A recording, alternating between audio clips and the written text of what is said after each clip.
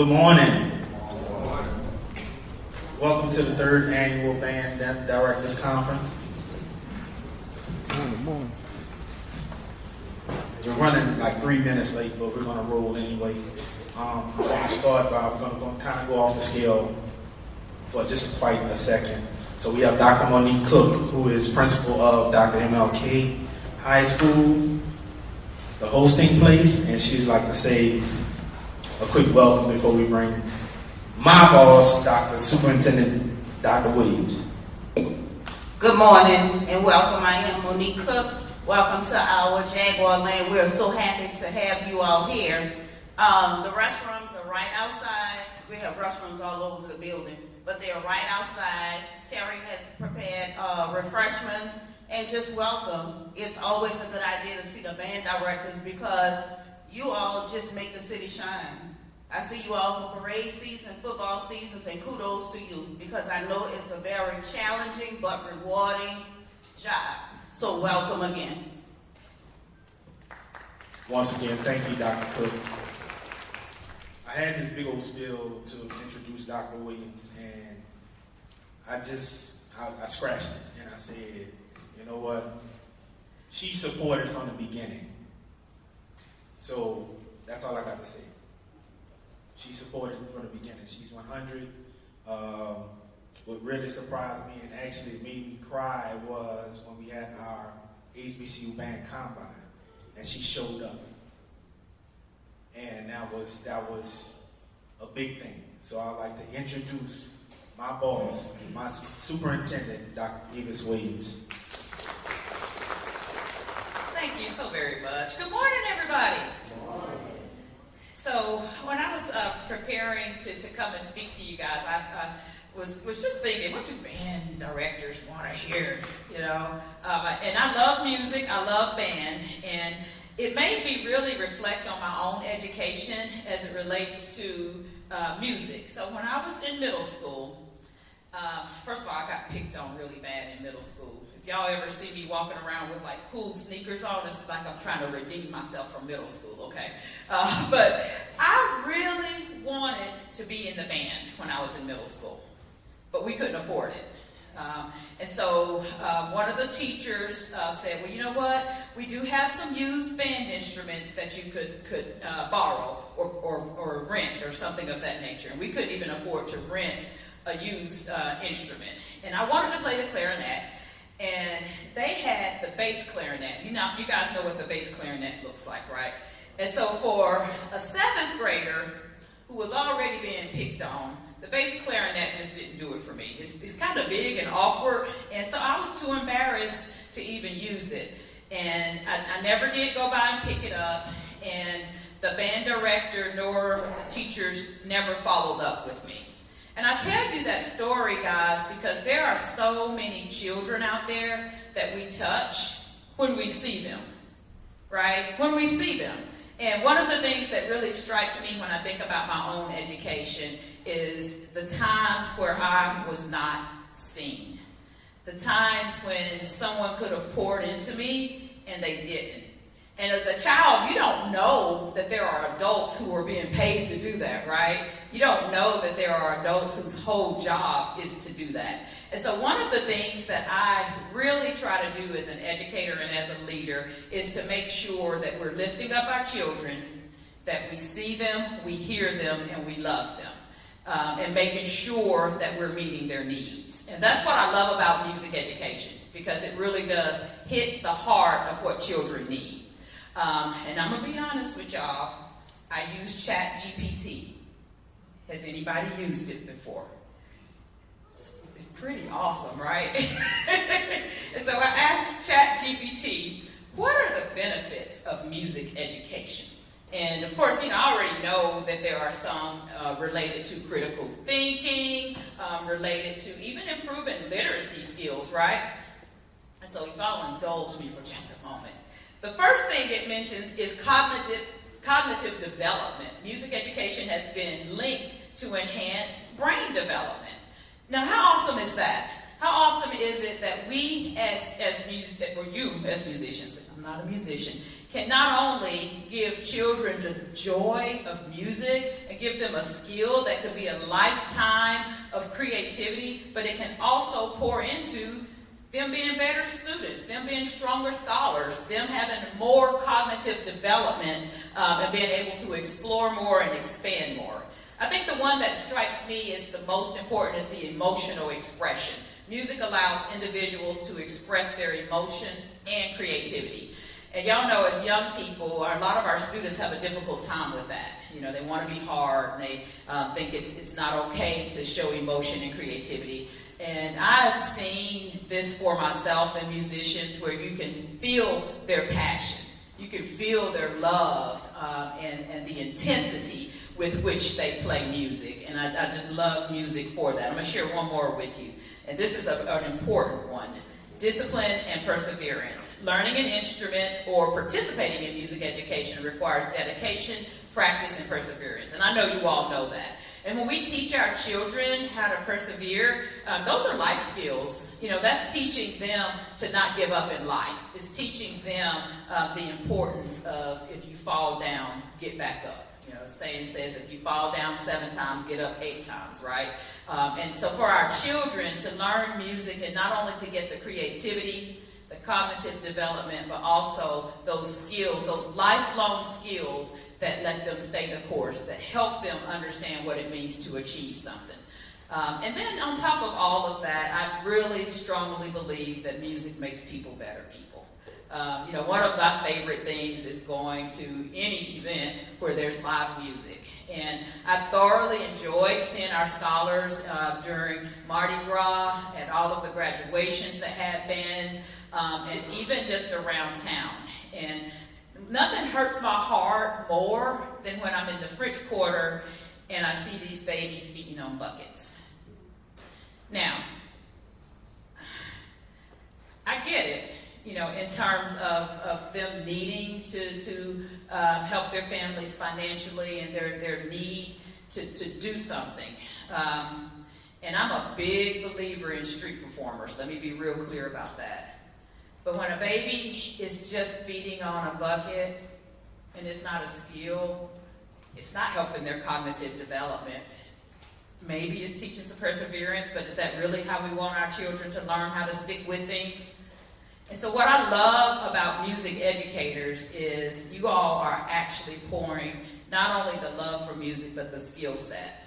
And the reason it breaks my heart to see those babies out there doing that, first of all, because poverty is a beast, right? And I'm connecting back to what I started off with, couldn't afford to be in the band. Poverty is a beast. And it's not okay for us to pose that as if that's talent, as if that's creativity. Let's give them real creativity and real talent, right? Because if you're going to be a street performer, hell, perform, right? And it's not okay for babies to be put out like that. So I just want to let you all know how grateful I am for each and every one of you. Not just because you're giving up part of your Saturday, part of your summer to be here to learn and to grow with each other, but for what you do for our children. As a former English teacher, I remember what it was like to have kids who lacked creativity, who didn't have the perseverance, whose cognitive ability could have been better. And I do remember seeing the difference from my scholars who participated in band and choir and had an intrinsic ability to pour into the arts. It made a huge difference in an English classroom, and I know it makes a huge difference in every classroom and in life. So I'm grateful for each and every one of you and for the opportunity to be able to greet you this morning. So on behalf of all of NOLA Public Schools, I say welcome. And on behalf of our Orleans Parish School Board, I say welcome and thank you for being here. I do want to recognize Nolan Marshall, one of our board members who's here this morning. I think he was going to do a solo or something. Were you going to do a... No? There you go. Look at that. Look at that. Look at that music. But seriously, thank you guys so much for being here, and thank you for the opportunity for me to share with you.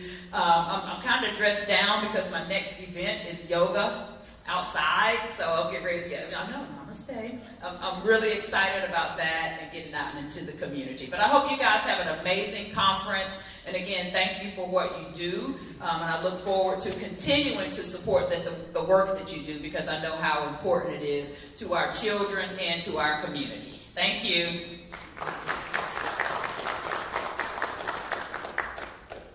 Before you go, Dr. Williams, we have a presentation for you.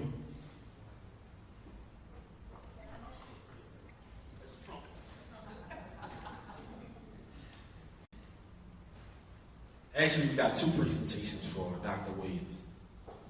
On behalf of NOLA Legacy and you supporting us for, since the beginning, we'd like to present you with the NOLA Legacy Award for participating in the Band Directors Conference.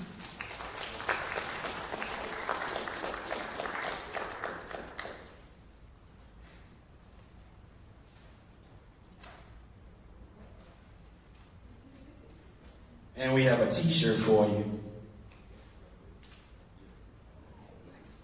So she official, y'all.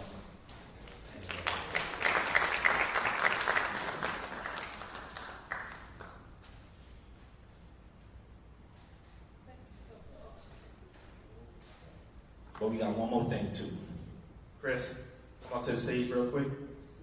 Come on, Mr. Harold. So Chris reached out right after parade season and said, well, hey, let's do a concert series, like bring back the Superintendent's Festival. So before Katrina, we had the Superintendent's Festival. So I got with Dillon University in a partnership. So next April, we will be bringing back the Superintendent's Festival. And we would like to name it after me.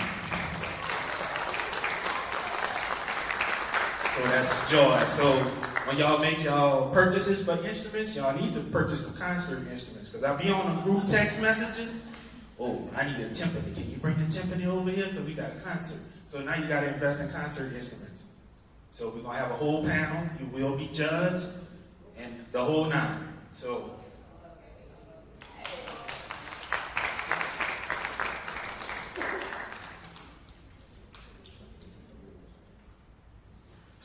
we're going to take, I'm taking a page out of the convening. So what we're going to do is we're going to play Get to Know Me. So for the next 10 minutes, you get to go around and mingle. We have Mardi Gras crews here. We have other fellow band directors from Jefferson Parish and private schools. So go around and mingle for the next 10 minutes, and then we're going to bring up the Dr. Bonds, a hometown hero from Mississippi Valley State University. Started at Sarah T. Reed, a graduate of Sarah T. Reed. My band director's crab brother, Mr. Charlie B's crab brother at Southern University, at the Southern University. Proud graduate 2010.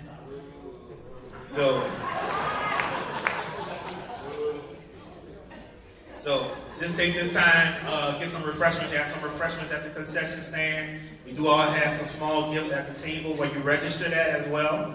So take the time to get to know each other, but just and experience joy. So.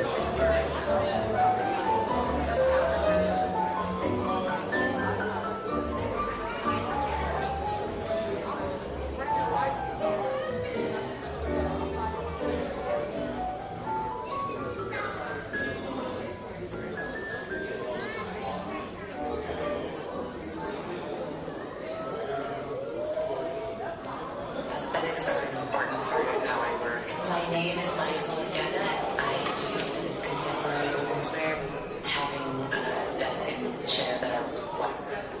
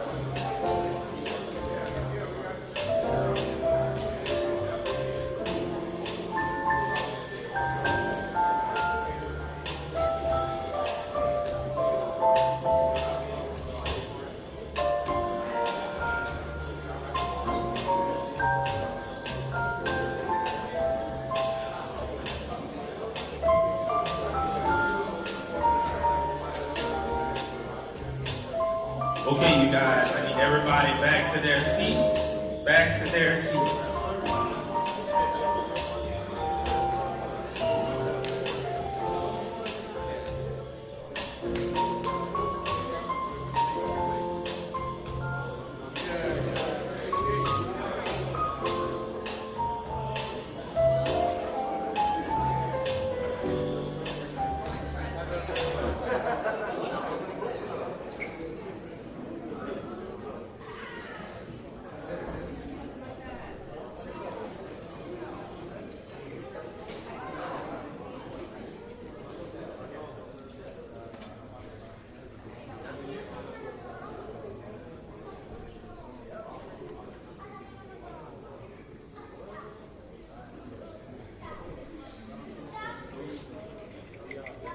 So we have two guest speakers that's coming up. Dr. Javon Pollard had ran into a little bit of traffic, so he's running a little bit late. He'll be here very shortly.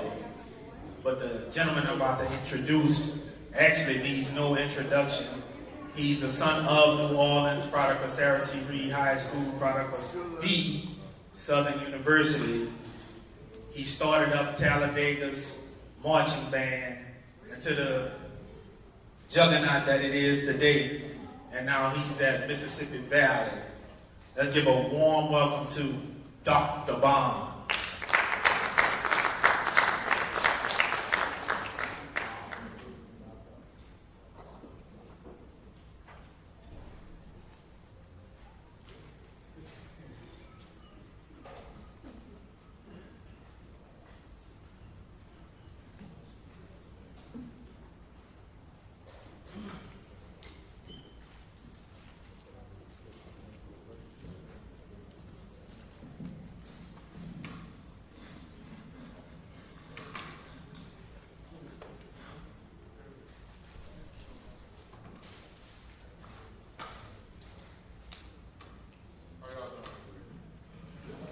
Good morning. Good morning. I know when we talk to our kids, we like to start off sometimes by saying good morning, and we like to still a lot of energy with them, right? So it's the same thing. So my portion,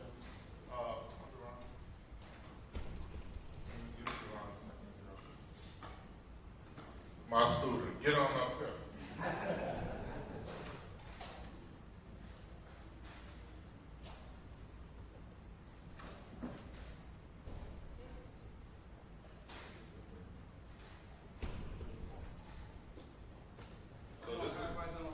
This is Javon Pollard. So before we get started, I'll just give an introduction of myself, and then he'll give an introduction, and we'll just hit it from there. Everybody good with that? Yeah. So just to let you know, I am from New Orleans, Louisiana, born and raised. I just started high school, but I don't want to go too far back. But I did attend Sarah T. Reed High School in New Orleans, Louisiana. That's the first thing. The next thing is I received my undergraduate from Southern University in Baton Rouge. I received my master's degree from Troy University in Troy, Alabama. I received my doctoral degree from Liberty University. And all of my degrees are in music education. My reputation is mainly building bands from scratch. That's what I do, build enrollment. In my career, I've had several jobs. I started off at my alma mater, Sarah Reed, as a band director, and then I went to various colleges from Stillman on. Then later going to Talladega College. I built a band program from scratch at an institution that did not have football, and the maximum number of students we had over there was about maybe 275 total as far as with that. Then I left from Reed High School and went on to Arkansas Baptist College and became the Vice President of Enrollment Management and Student Affairs. And now I'm serving at Mississippi Valley State University as the Director of Athletic Bands, which is the marching band and the pep band. And I'm also Special Assistant to the President for Strategic Partnerships and Programs. So that's pretty much what I do at this point, career-wise, and that's just a brief introduction of some of the things that I've done in my career. So I'll turn it over to Dr. Pollard, who is my former student. I'm very proud of. He's also a student from Reed High School, and he'll tell you his story, and then we'll talk about our story. We're graduating with our doctoral degree in the same program. Good morning. What he didn't tell you all was that I'm the reason he is successful as he is. But just a little bit about myself. My name is Javon Pollard, senior, born and raised right here in New Orleans, Louisiana. My music career started at Fantasy Williams Middle School. Anybody familiar with that school? Yeah, Fantasy? All right, Fantasy Williams. I had zero desires to be in a band. Zero. My grandfather was a musician, my uncle was a band director, and I didn't want to do music. My mom always told me that music don't make no money, you need to go be a lawyer, go be a doctor. I was on the color guard at Fantasy Williams Middle School. I didn't want to be on the ROTC program, so they gave me two options. ROTC or find your after school activity. And at the time, that's when the green suits just came out. And I thought I was a cool kid. I didn't want to wear the green suits. So I tried out the color guard. Most people don't know that. And my middle school band director, Mr. Williams, put a trumpet in my hand. On Tuesday evening, it was raining outside. I stayed for after school rehearsal. They canceled concert band practice. And I stayed, they canceled color guard practice. I stayed, and trumpet has changed my life. It's changed my life. So from Fantasy Williams, I went to Certificate Senior High School, where I became really, really indulged in a band culture, the New Orleans band culture. Mind you guys, again, in middle school, I had no desire to be a band. From high school, every year, one unique thing is every year of my high school career, we had a different band director. 9th grade year, I had Miguel, Sam and me. 10th grade year, I had Mr. Rawls for a short period of time. 11th grade year, we had Bryce Miller.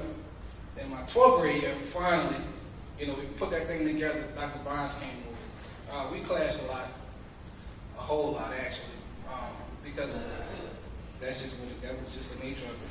From Secretariat High School, I then went on to Southern University in Baton Rouge, where I received my bachelor's degree. Also received my master's degree from Southern University. Then I went on to Liberty University and received my doctoral. When I got the call to come in, man, I was so excited because I don't get to come home often. I don't get to come home that often. But man, this culture, this city has afforded me so many opportunities to travel the world, man. I'm so thankful for the opportunities that I've had. And I'm here. If you guys have any questions for me, I can't wait to get it going. Ask as many questions as you all can. I'm excited to be here. I see so many familiar faces. So many people I got to battle with, like my man Chalupa, Team Bussimo, and a few other people I see in the audience. But man, thank y'all for coming. I'm excited, we're excited, and yeah, we're gonna get this thing going. All right?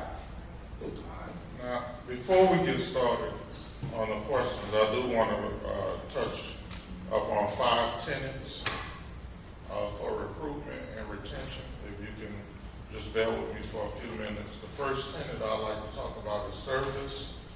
Second would be community. Third would be earnings. Fourth would be in motion. And fifth, finally, would be true to who you are. If you can understand those 5 tenets, I think that your recruitment will go great, but your retention, most importantly, will do better. A lot of students or a lot of schools contact me about how do you make the band big? How do you keep the band big? The first thing you have to understand is recruitment and retention. A lot of folks think recruitment is more important than retention. As just like with the marching band, some people think, a big band, you don't need a big band to be great. It don't matter how big the band is and all those different things. All of those play important factors in retaining students. All right, as far as retention-wise, it affects your recruitment because you have to be able to maintain the students. And your recruitment does not begin until after you replace. It's replacement first.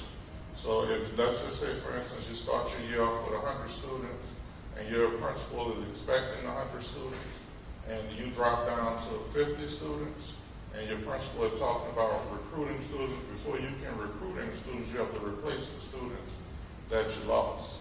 And so you have to make sure you're creating a community where students want to be a part of the organization and where they feel important. But the first thing is the service. The service is most important because it's going to require a lot of work. You know, when I was at Reed High School as a band director, I noticed that Clive Coleman, who was our principal, Dr. Clive Coleman, when he was working there as well. Everybody would come to work from 8 to 3 o'clock, Mr. Branch, all those people would come to work, but then after 3, you would notice that it was always a few people in the building, because you can't get your job done from 8 to 3 because the state has their things that they have to do. The principal have things that they have to enforce.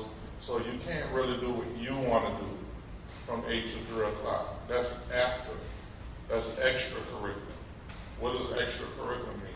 Students are charged to do this because they're following the curriculum from the school and the state.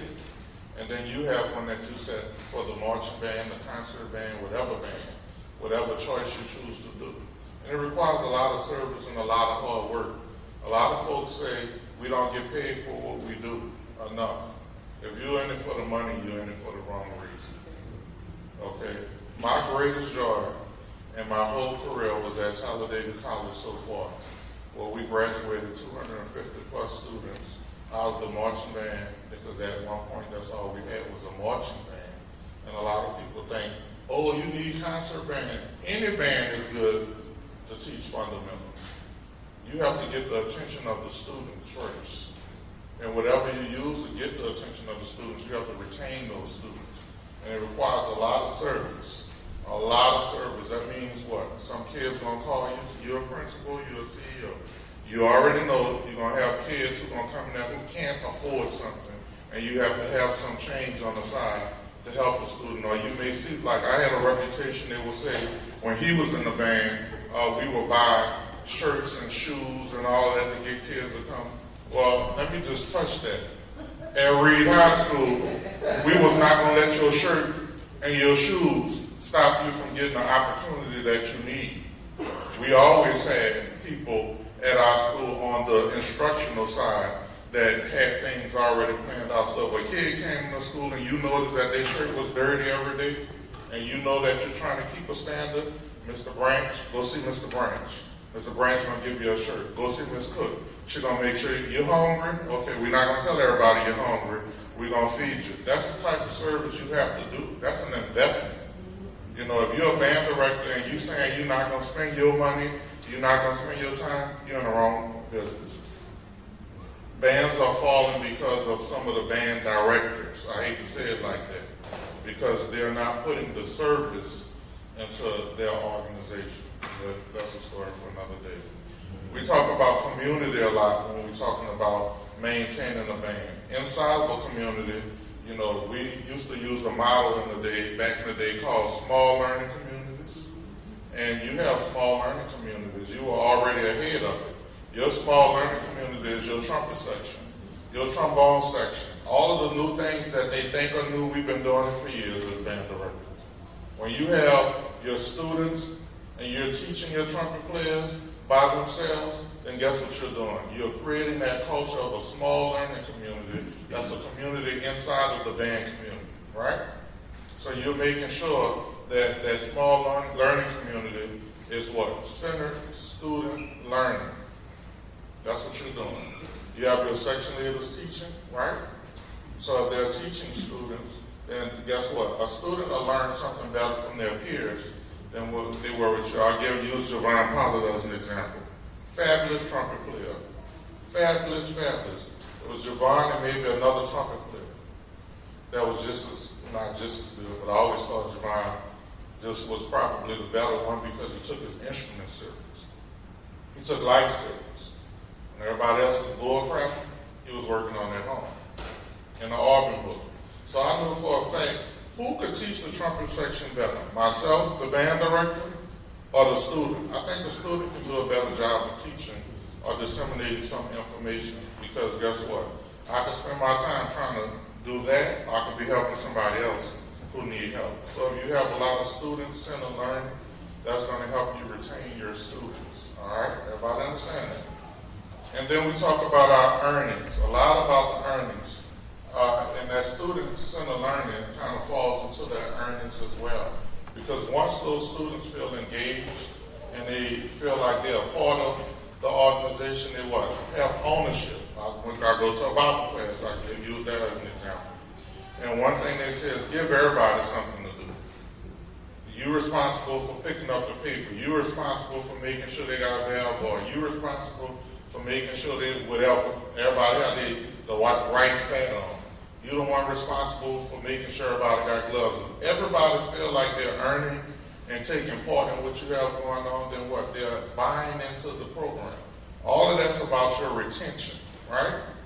Then we like to use that Mississippi Valley in motion. We used to say at my previous institution, Talladega, we used to say we'll keep marching on. That meant that the show moves on, with or without you, right? That's the same with a band. You piss your principal off, your ass gonna be out of there. And the band gonna keep going, with or without you. And it's the same with the band. You're in motion. We're always striving to do better. Every day you get up, you find a better way to do things. And that's what recruitment is about, a better way of doing things. Retaining students. And then finally, my fifth tenet is be true to who you are. If you are a true musician, you're supposed to be teaching foundations. You're supposed to make sure those kids can play. A question was asked why the students don't make it in school from different places. Well, I'll just be honest, when they're lacking foundation, they don't understand the basic things, and they can't compete. You know, how many people march out of school at a university, not even graduated, but you marched somewhere outside of New Orleans? If you've done that, raise your hand. That means, or either played with a musician from somewhere else. You understand that there are some things we have some deficiencies in, right? And so when you go into an area and you can't compete with the people that you're playing with, and I'm not talking about New Orleans because I give the same speech all over every time I talk to band directors. It's the same thing. It's the same problem everywhere. When you go into a situation and you can't compete, then guess what you think? I don't need to be there. Maybe I need to be focused on something else. Everybody don't need to be a band director, but if you're a musician, hell, the best musicians is always people who are not even music majors. If you think about that, you know, I get a lot of kids from the Bahamas, East Star kids from the Bahamas, and guess what? Everybody thinks the Bahamas is a beautiful place, but you carry your behind 8 blocks away from that resort. You're going to find out you're in a third world country. But guess what? I have a boy who's coming to Mississippi Valley, probably the best saxophone player I've ever met in my life. Went to the Bahamas because it's only a small island. The first thing I like to wear jewelry, I like to wear red-bones, I like to wear polo, I like to wear this. I got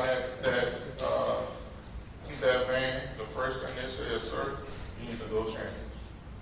So I'm from New Orleans, I ain't going to do it. Is what it is. Like, you going to want to go back to New Orleans?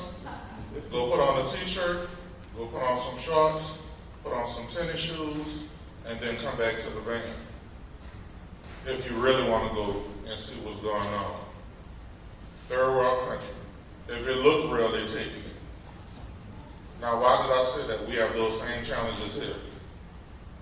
But the difference is, a lot of those people take their education serious.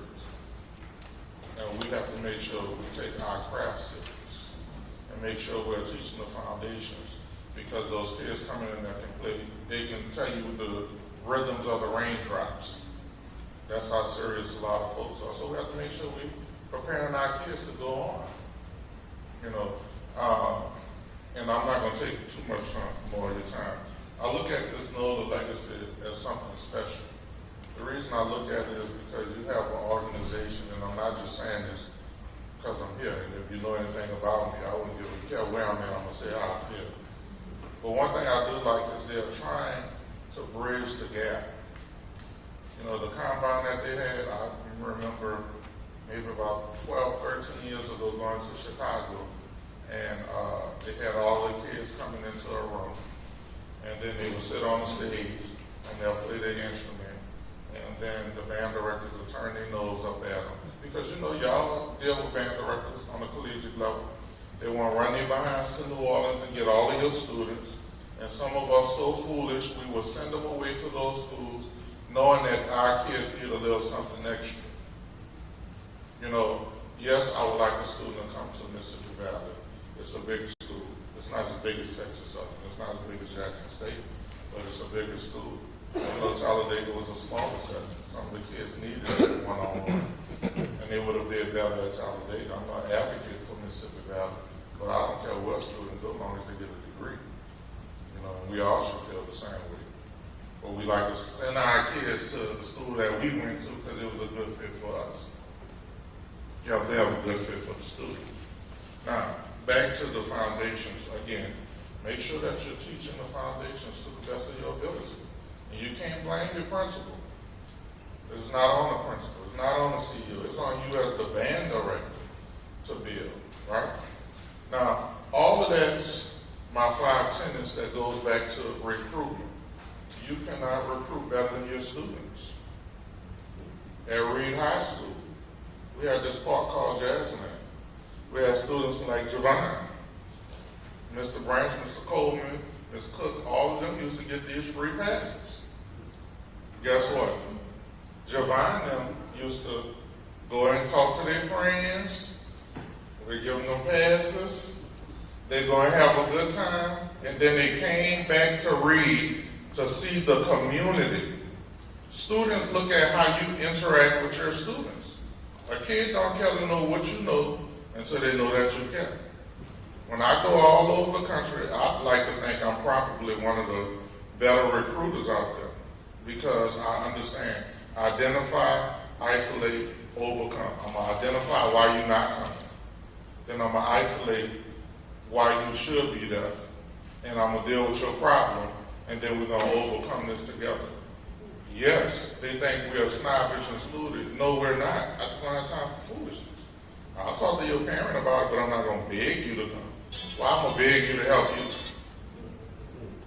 I'm going to beg you to get you a degree. I remember I went somewhere to a school and a young lady said, I'm not coming to Talladega. I said, why?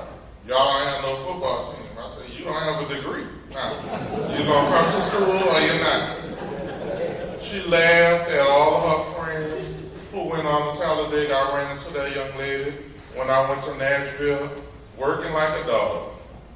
And she said, how you doing, Mr. Bonds? You don't remember me? I was like, well, I remember you. She was like, I sure wish I would have went to Talladega because everybody graduated. You know what I told her? You know, a lot of people say, I'll probably low down for what I said, but I just said these 2 words, ain't me. And I moved on. Now, the reason I say that is this. You have an opportunity to help a student accelerate, but you have to recruit, but you have to understand how to retain students. You have to understand how to work with your district. You know, Dr. Briggs always said what? Rule 1 is what? The boss is always right. Rule 2, when the boss is wrong, refer to Rule 1. And anybody in this room from New Orleans know I've been through all kind of hell in my career because a hard kid makes a soft ass. Excuse me for saying it like that. But I always seem to bounce back. That's because of the foundation that was given. And I'll say this, 2 places that show me more love than anywhere else. New Orleans, Louisiana, Memphis, Tennessee. I think I'm bigger in Memphis than New Orleans. But they support what? Students going to college. Students getting an opportunity. Students graduating. I talked to Javon on the phone probably, and the reason I want to just, and I'm going to pass this mic, we talked a lot. I remember when we were going for the doctoral degree. Remember that? Javon called me and said, "Oh, I know what you're doing." And I was like, "I don't know what you're talking about. What school you go to?" "Well, I'm not worried about no school." You know, you can use everything as an excuse, or you can use it to move forward. During COVID, that's when we started our program. I'm going to tell you this, and I probably shouldn't say this. It took me a summer and a fall, just pretty much a summer, and I'm going to say a fall, because I had more classes to finish my doctoral studies. Because I self-advised, because I was conscious. I knew how to read the curriculum, and I realized that they had flaws in the program. So guess what I said? Take 6 hours. Shit, I'm about to take 18 hours. That's unusual. And it's COVID, and I got a president who's going to let me do what I want to do, and I got 5 assistant band directors. I could just show up, park my car, close my office, doing the band move forward, and tell the children on 8 to 5 I was working like a dog. We'd be on the phone all night, me, him, and the girl named Tamika. In those programs, I'm like, y'all need to take extra classes. Ain't doing that. You ain't supposed to do that. So, okay, they'll fix it. The next semester, we did the same thing again. And took more classes. And I was like, man, I'm finished. You're like, you're not finished. I'm like, I'm finished. They gonna get you together? I'm finished. Now, the point is, a kid gonna take advantage of any situation if you leave it available. I guarantee you get your behind in that doctoral program now, your behind ain't taking more than 6 hours. Huh? Yeah. Now, why did I say that? Students are going to do the same thing over and over again. And I thank you, Mr. Pollard. Yeah, I am old now. But, and that's for our next section. Retention and recruitment. A lot of people say recruitment first, but I like to say retention first. Get the kids there, you do whatever you got to do to keep them there. They're going to call, get your Google number. That's what I got. So when they try to call me, oh, I didn't even see the phone. You never, I got his number. You ain't got my number. Even on campus. Everybody think my number is what? 617-5678. You can think that all you want. When I get tired of getting bothered, that's a wrap.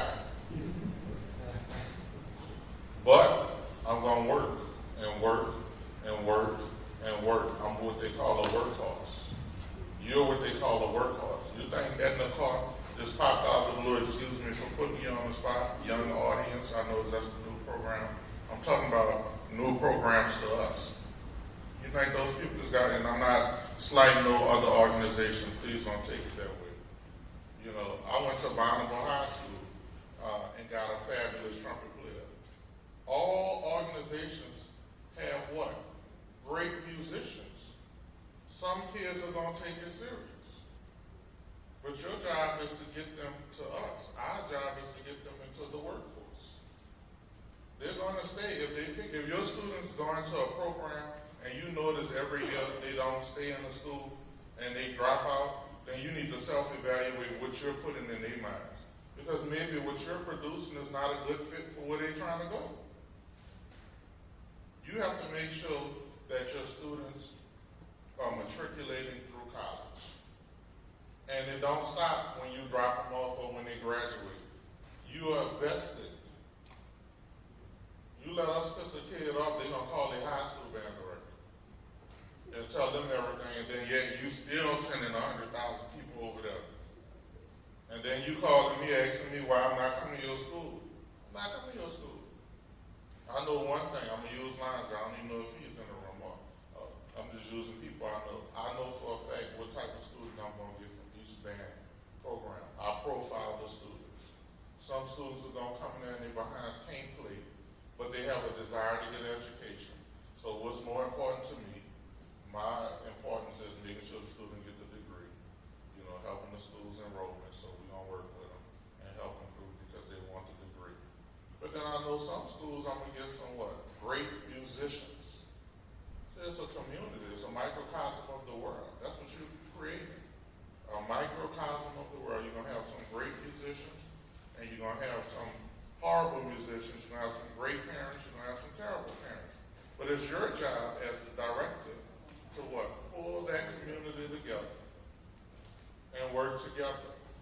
give you this last nugget. A lot of people thought myself, I'm going to use high school, Wilbur Rawlins hated each other. He was our best of friends. We laughed all the way to the bank. They thought Nathan Heyman and I hated each other. We talked on the phone all of the time. We orchestrated what we was going to do. That's for the people on the outside. We didn't disrespect each other. We didn't go against our bosses. We talked the shit about our bosses to each other. Excuse me for saying it like that, but I'm old now. I really don't care too much. Report me to the school, they're going to say, oh, that's violence. But I say all that to say this. You have to have a community. You have to create a culture. New Orleans is losing the culture because what? How we feel about each other. Business is never personal. Some of the hardest thing for me to do is put a student out the band. I always put Elijah Brummer. Everybody who heard Elijah Brummer, raise your hand. Okay, that's a great thing. I had the good pleasure of working for him for many years.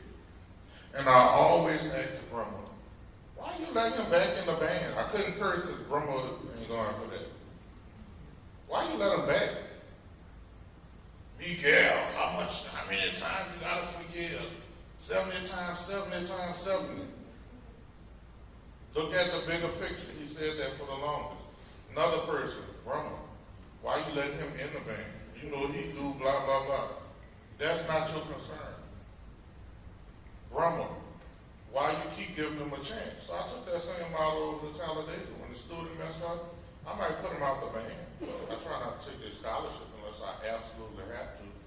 And then when they get it together, guess what I do? Give them another shot.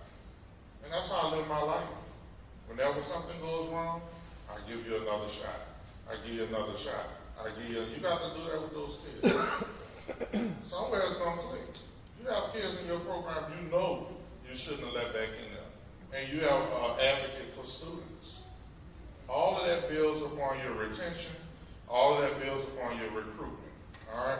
So I'm sorry for taking so much time, but I hope I gave you enough nuggets to move forward with. Just a quick disclaimer. I'm Marshall Reed, 4 years. I never received a pair of Jordans, G-Nikes, or uniform. Great job, Dr. Barnes. That brings us to our next section where we're going to open the floor for questions. We're going to have some dialogue, and hopefully it's something that we tell you all you'll be able to bring back to your band rooms. All right? All right. I'm going to break the ice, and it's going to get a little spicy up in here. All right, this is coming from my fraternity brother, Assistant Director Kevin Johnson at Jackson State. What he says that he's running into, New Orleans is great. New Orleans is good getting New Orleans kids to go to Jackson State, but they don't go to class. They just march. What as band directors can do to help that child to continue to be retained at that school? Okay, so for me, when you ask your questions in the future, please don't use a school name. Just give the question because my answer is not going to probably be a more popular answer for everybody. So just give the school name because I don't want to get into what he said this about whatever, but that's an excellent question. That's something that you really can't control. You can't control whether a student goes. You can put some things in this way. I believe that all students should take a first-year experience. And students who are coming from out of state or wherever, they need some special attention because it's different when you go to school from your mama house, right? But it's different when you have the responsibility of getting up and going to class. All your mama could do for you is just call and say, are you going to class? All your band director could tell you is if you don't come to class, we're going to take your scholarship. But that's really an individualized thing on each one of the students. A lot of people always like to say, if the student don't have a 2.0 GPA, you put them out the band. Well, that's foolishness. If it's the one thing that they're doing right, then you piggyback on that to help them do better. And just think about yourself. Sometimes the bulb don't go off in your head until it's too late. And so that's why I go back to, you gotta keep reinforcing, you know, as band directors, the students who do well, you praise them. The students who don't do well, I used to say this, if you don't have a 3.0, I don't even understand why you're asking me something. I say that a lot. If you don't have this, what are you talking about? So then students will start their conversation, and yes, I have a 3.0, and yes, I have this, and people think they're being smart alecks, but it's just a culture. See, each program gonna have deficiencies and problems, but that's really on that student, but it's really, what's the culture that you're promoting? What do you think?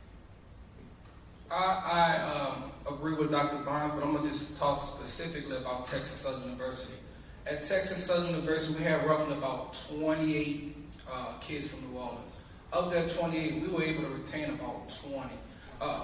Some of the things that I find with recruiting, generally speaking, I'm just talking just data. We know data can be skewed, but generally when you recruit a kid with, let's just say, a 1.6, and you get them in on a favor, generally speaking, those are some of your students who tend to go by the wayside. And one of the other things is students, in my opinion, based on my experience, my lived experience, students bring their habits to the college level. So if the student was able to just, I guess, hang out in the band hall at the high school level and pass, when they get to the college level, that doesn't change.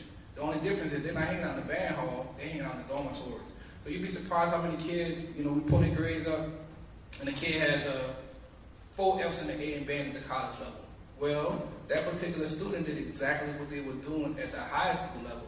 The only difference is with college being so spread out and so big, we can't just go to their home ec class, their science class, say, hey, was Johnny in your class? So generally speaking, like Dr. Barnes said, it's really an individual based thing, but we have some things in place at Texas Southern that hold those kids accountable. So, yeah,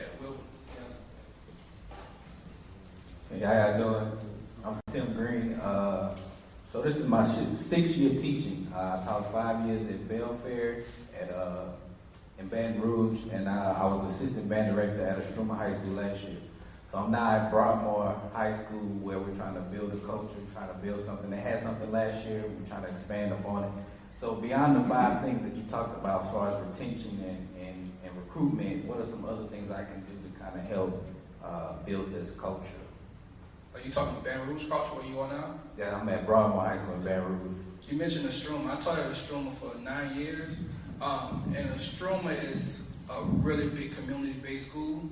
I think one of the things that you can do in Baton Rouge, and let me say this, Baton Rouge is a special place because they have a music supervisor who holds those band directors accountable. So at a certain part of the year, you kind of have to shut marching band down.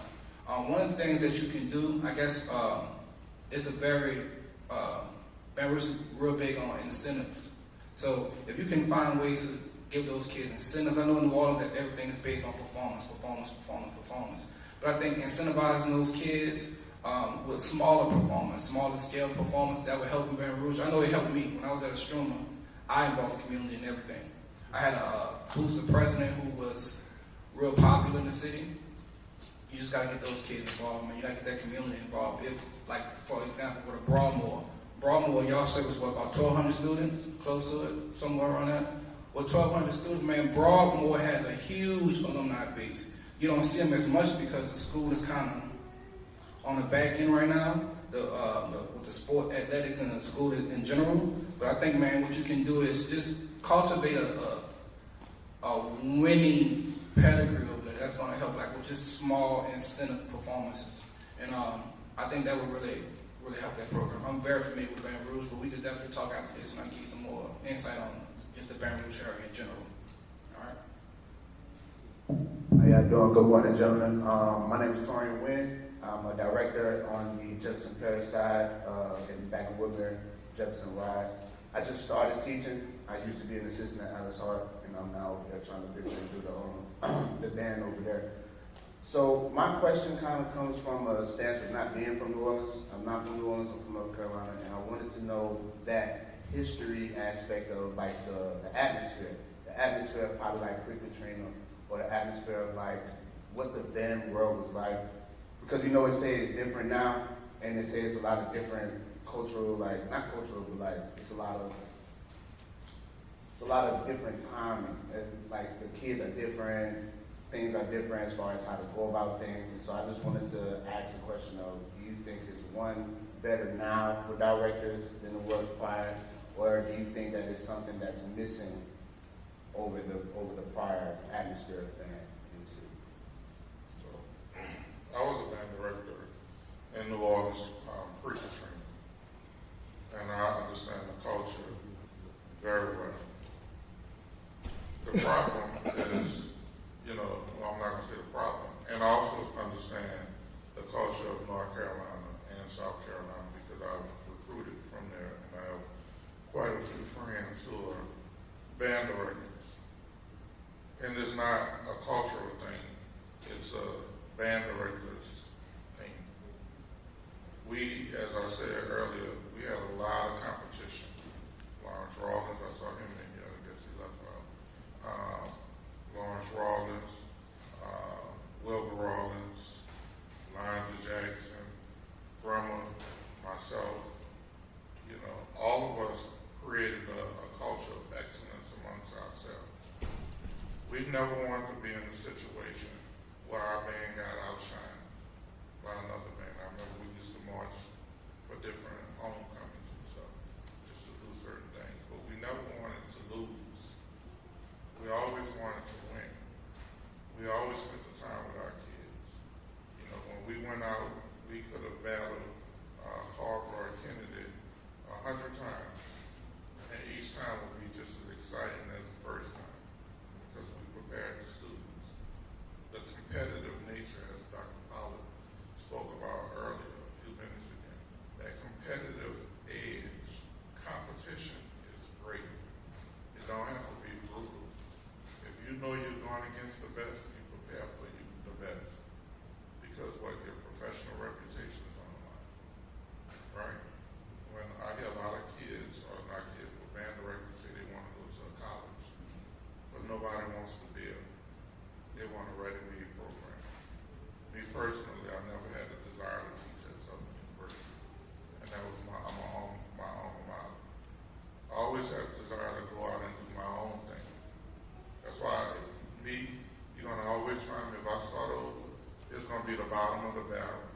It's going to be what people think can't happen.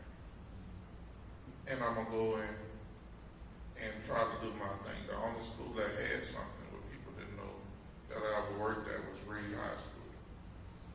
They already had fabulous musicians. They just didn't have the fame, didn't have the pop, that it factor. As Juvon liked to tell me, I just laugh at him. It factor. That's what it was. You knew you was going to come down here. You know you was going to battle. You know it was going to be fun. You can go to a football game and band directors get into it. And then right afterwards, they laughing and shucking and jiving amongst each other. It's the culture. That's the culture of this. The competitive edge, the having fun, the sharing the spotlight. If you didn't do what you were supposed to do at your school, your kids was coming to read. Period. You didn't do what you were supposed to do. Ain't my pig, ain't my form. Better step it up. Better have fun in your band room. Or they was coming to read with open arms. All right. And to add on to that, I'll give you a story. I'm born and raised in New Orleans, but I've always worked in Baton Rouge. One of the most humbling experiences of my band career was 2009, 10.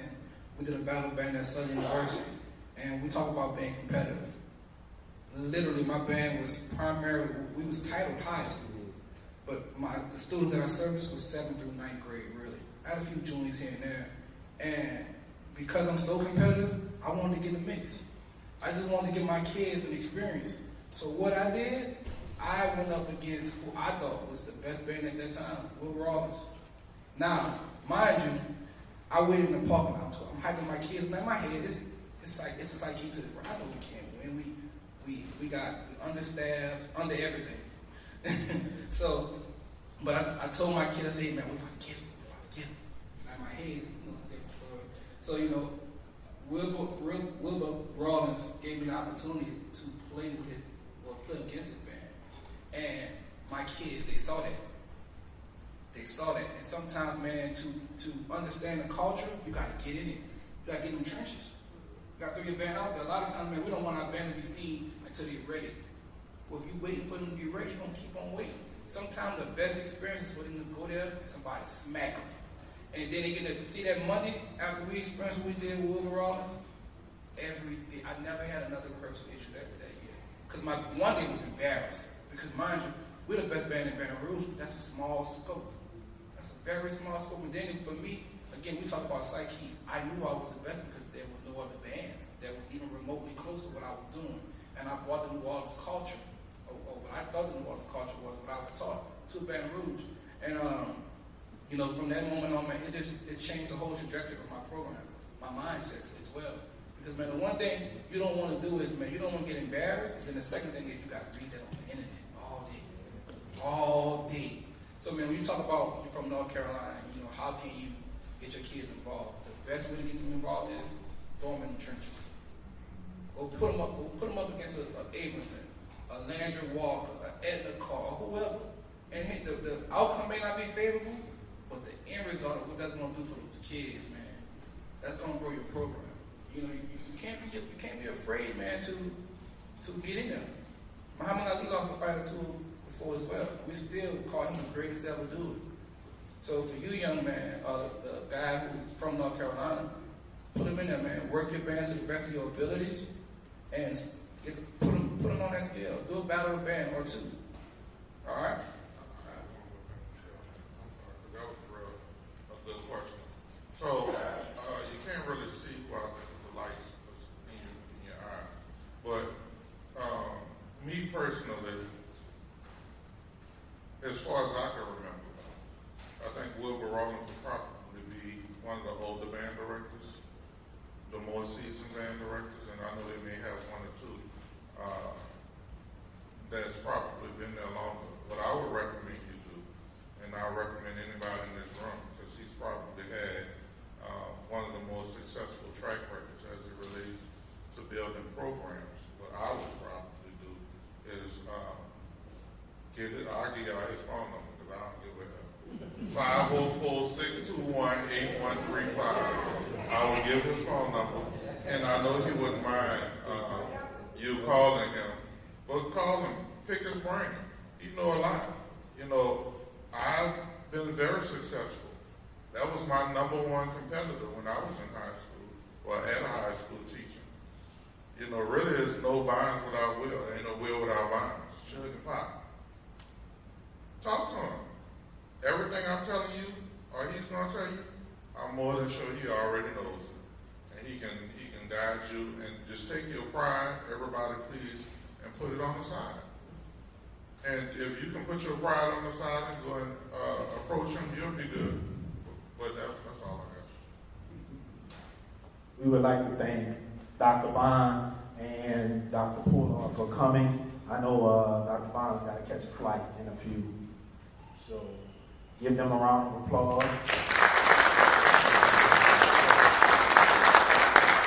So before you go, we have tokens of our appreciation for you for coming. Also, to piggyback off of the pre-trainer movement, we have another gift for the band directors. So after parade season, there was something flying around social media that Georgia said, we call ourselves the Mecca, but we don't have a concert season, or we don't have any other season. So I got mad. I'm from pre-Katrina. You don't talk about my city. You don't talk about what we do, because I know what we do. So in NOLA legacy fashion, we trademark, we are the Mecca. So as a gift to the band directors, when you put on your shirts, it's your gift. You are the Mecca of marching bands.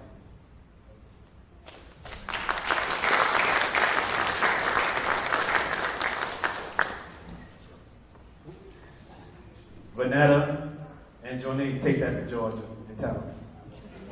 Every time they say we are they the Mecca, they got to pay New Orleans.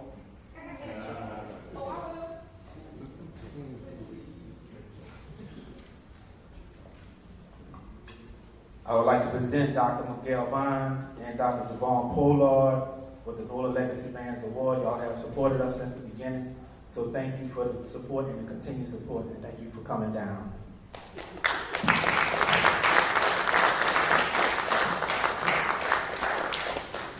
Do y'all have any more questions before they go? Mr. Rawls. I know I don't have a mic. If I'd have known he was in here, I wouldn't have said none of that. I take it all back. I take it all back. Listen, this is a real serious question for both of you guys. Right? At what point in time in your career, I know how much, I've worked with them and had these battles against, right? I've had all this time with you guys, right? At what point in time in your career, what point in time did you say, I'm done for doing high school, I'm ready to move on? What happened there? Where was that? Because I'm at the point in time where I've been doing it for a while, I'm ready to get the next y'all on the next level. For me, I lost to Eddie Williams in Houston in the national battle, but now I'm just gonna. For me, it was. I've always had a desire to teach at the college level because of the way my mind thinks and because of my experience. And the thing that definitely pushed it over the top was having the ability to work at Alcorn. It spoiled me. Like being able to go to Alcorn on Monday and then come back to Bel Air Tuesday, my ears was like, whoa, something is different. But for me, man, it was just that ability to see. I was inquisitive. I wanted to know, can I do this at the highest level of band, which is the collegiate level in my opinion, outside of playing professional. I did the whole professional thing, I still do that. But just having the ability to see if I can be effective at the college level. In my mind, I think very highly of myself, but I wanted to see. So my inquisitive mind wanted to branch out. Then for me also, the writing was on the wall where I was. You know, the two schools I taught at were both low performance schools, and I knew it was coming down the pipeline for me at Bel Air with the school being a low performing school. So I didn't want to start over again. And I told myself if I stay at the high school level, I need to be at a program that's somewhat established. Because my whole career as Dr. Bynes, I've always went to schools that never had nothing. When I went to Estruma, they didn't have a band.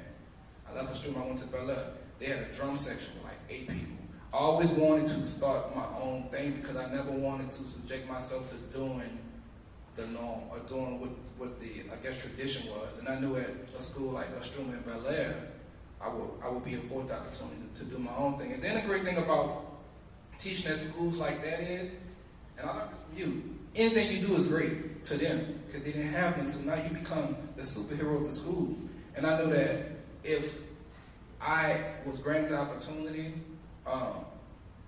seeing as though I started all my programs from scratch and I had the opportunity to actually learn, versus getting into a program and just kind of maintaining it. I always had a CEO mind, so I didn't want to maintain a program. I wanted to kind of establish one on my own.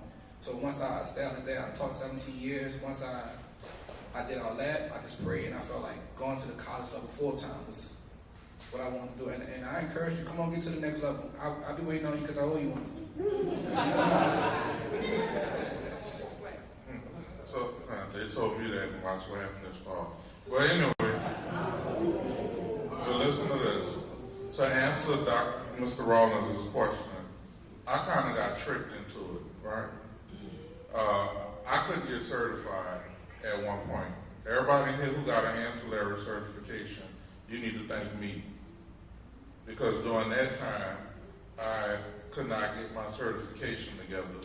And I knew if I got a master's degree, that at worst case, after my 3 years, I can go and teach on the college level, because at that time we had a temporary authority to teach. And so after that, I could have some backup, so let me get my master's degree. But then I messed around and got certified afterwards. But in the process, we were exploring what was the alternative so that we could all keep our jobs. And so we kind of opened that door and passed the buck around with the ancillary. When I look online, I laugh a lot because, it was myself and maybe two other people who were fighting at champions. But the reason I ended up going to a college was when, right before Katrina came, the president, vice president of student affairs came to Sarah T. Reed and said, you should come help our school at Stillman College. And so I was just excited to get on the college stuff when I went out there.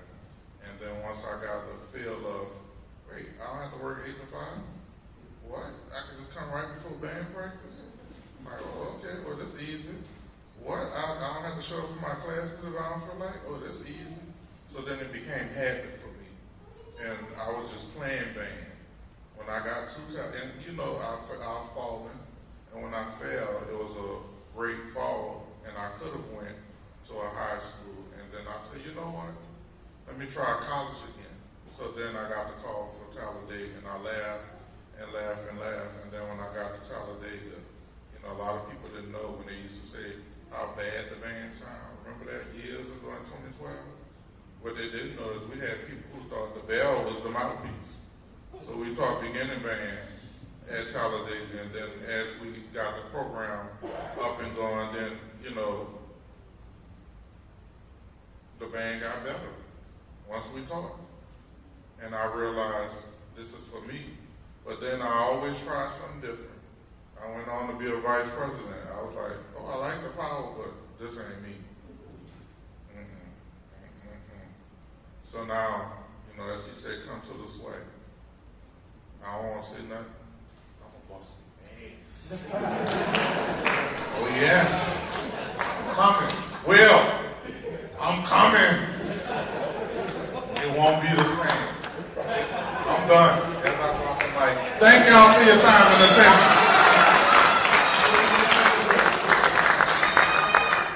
Once again, thank you, Dr. Bond.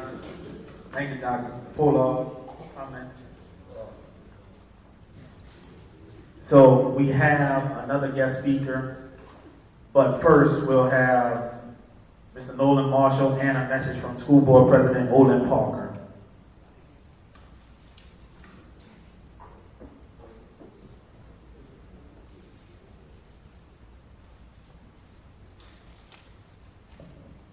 I wasn't on the program, but I can't never pass up an opportunity to talk to you about your work, right? Because I talk to people through the years, and they know I've been passionate about this for decades. And my son got me to run the school board by telling me, Dad, maybe if you won the school board, people would listen to you. Well, after 10.5 years, they're beginning to listen.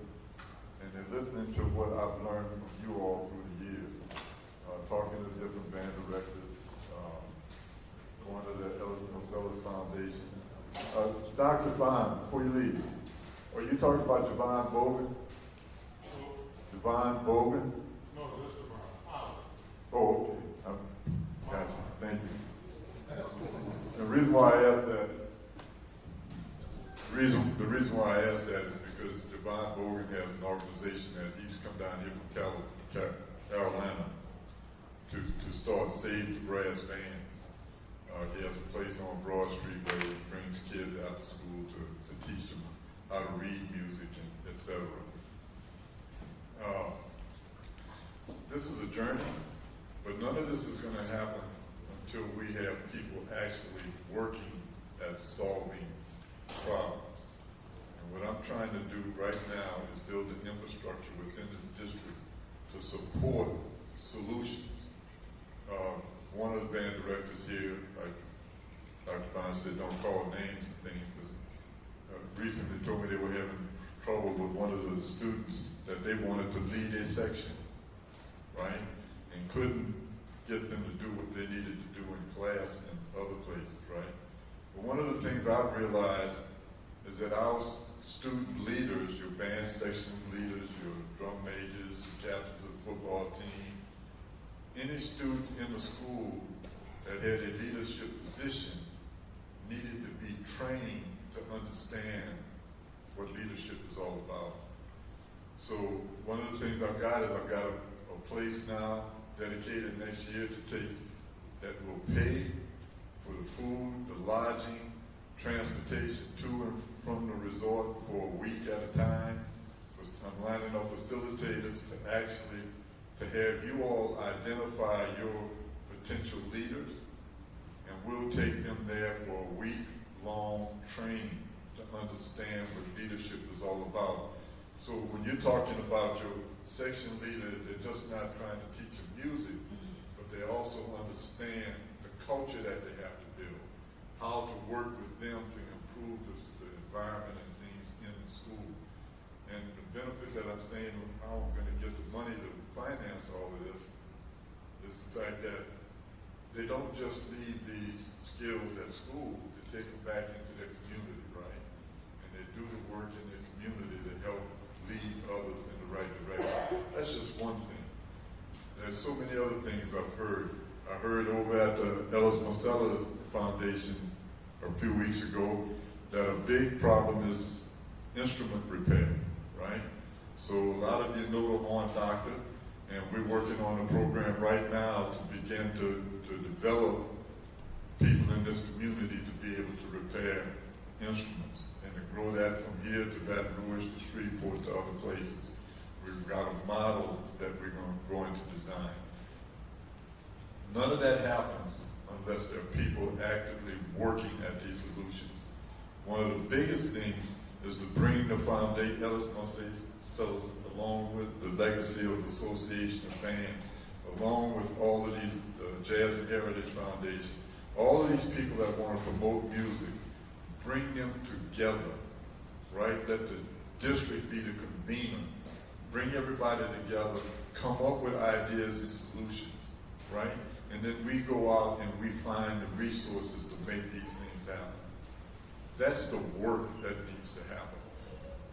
I just hope that you all, the future Wilbur Rollins and the Elijah Bremers and the Ellis Marcellus, that Hampton, all of you all continue to just pound away at the work and let us know what your needs are so that we can come up with the solutions that have to happen.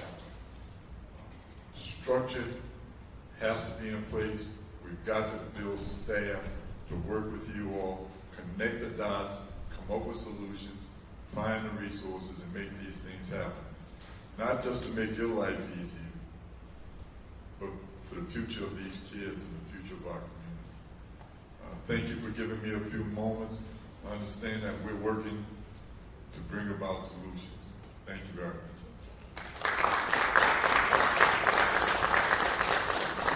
Once again, thank you, Mr. NOLA Marshall. Now we have a presentation from Olin Parker, president of NOLA, the Parish School Board.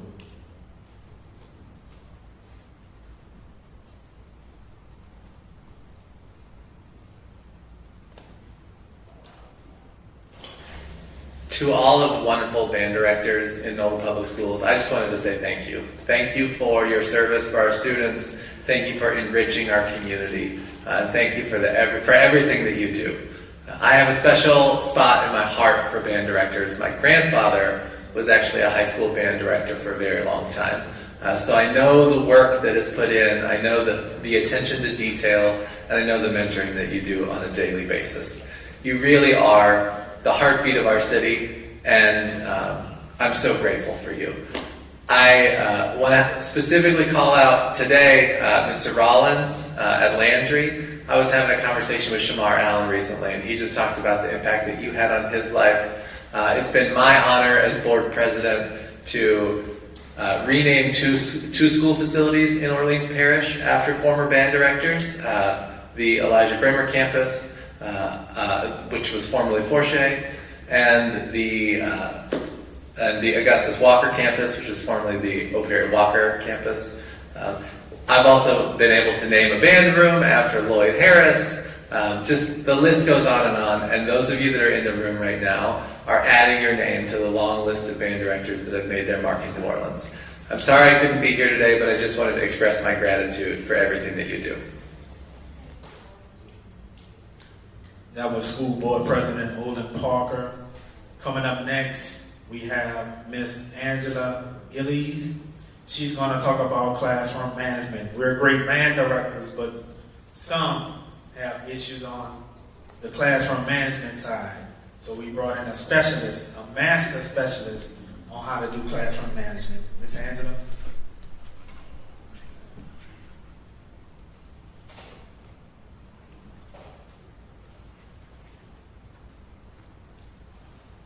Thank you. Good morning. A lot of what you'll probably hear was piggybacking off what Dr. Brown was talking about. So classroom management, just to give you a little bit about myself, I'm from New Orleans. I went to Edna Carr. I was not in the band. I was in the orchestra. So I was in the auditorium at the old site, not up in the band room. But a lot of the things we did in orchestra, my friends in the band, very much the same thing. And orchestra, much like band, probably shaped too. Those procedures and policies and expectations that my orchestra director had, those were the things I carried over as I became an educator. The orchestra room was where I learned how to peer coach, which is one of my favorite things to do is coaching now. I did drop out of high school. Worst mistake I ever did. I sobered up, got my GED, went on to college, got my master's, and one of my master's degrees, I have 3 now, is in teacher leadership. And the main thing was focusing on how can I coach teachers to have the best classroom experiences. And it's one of my favorite things. Getting in front of people and talking is not. So bear with me if I'm a little nervous. So in the band room, you're fortunate most of the time. You're gonna have kids that want to be there. And so capitalize on that. Building those procedures. How are they coming into the room? How are they getting their instruments? How are they setting up their sections? How are they going to be in there? Having that all planned out ahead of time and anticipating what are going to be the issues. From there, what are your expectations during that class? My classroom always runs, and I've taught self-contained special ed, middle school, high school. It's always, what is my expectation at this specific time? If I'm up here talking, what do I want you doing? If you're sitting in your section, if you're sitting in your small group, what are you doing? So making sure you're overtly teaching what your expectations are, what your procedures are. Because most of those discipline issues are coming when it's not structured. So understanding that, being proactive, you're identifying it, what are those going to be? And much like what Dr. Brown was talking about, if the kids are just hanging out, they're going to continue that. So having those expectations and holding them high. Whether it's a child that cannot read, sight visit, to the ones that could probably go out and be very successful. So using that kind of ability to lead within your students, but leading those expectations. Because not every kid comes motivated. There's different ways you motivate.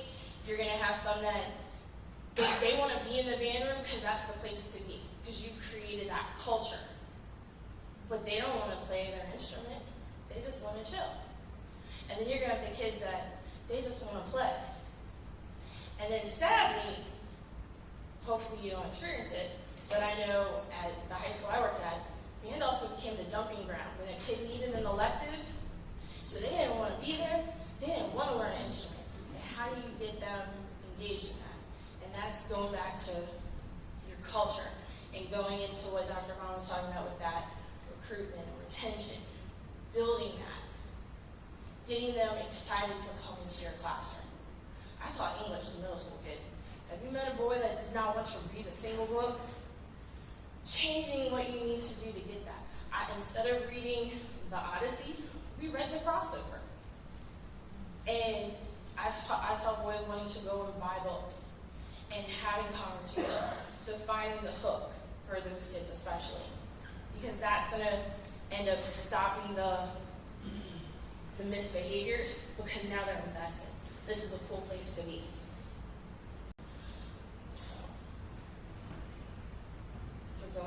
understanding what those motivations are, your expectancy, and much like what we just heard, building those relationships, that bond.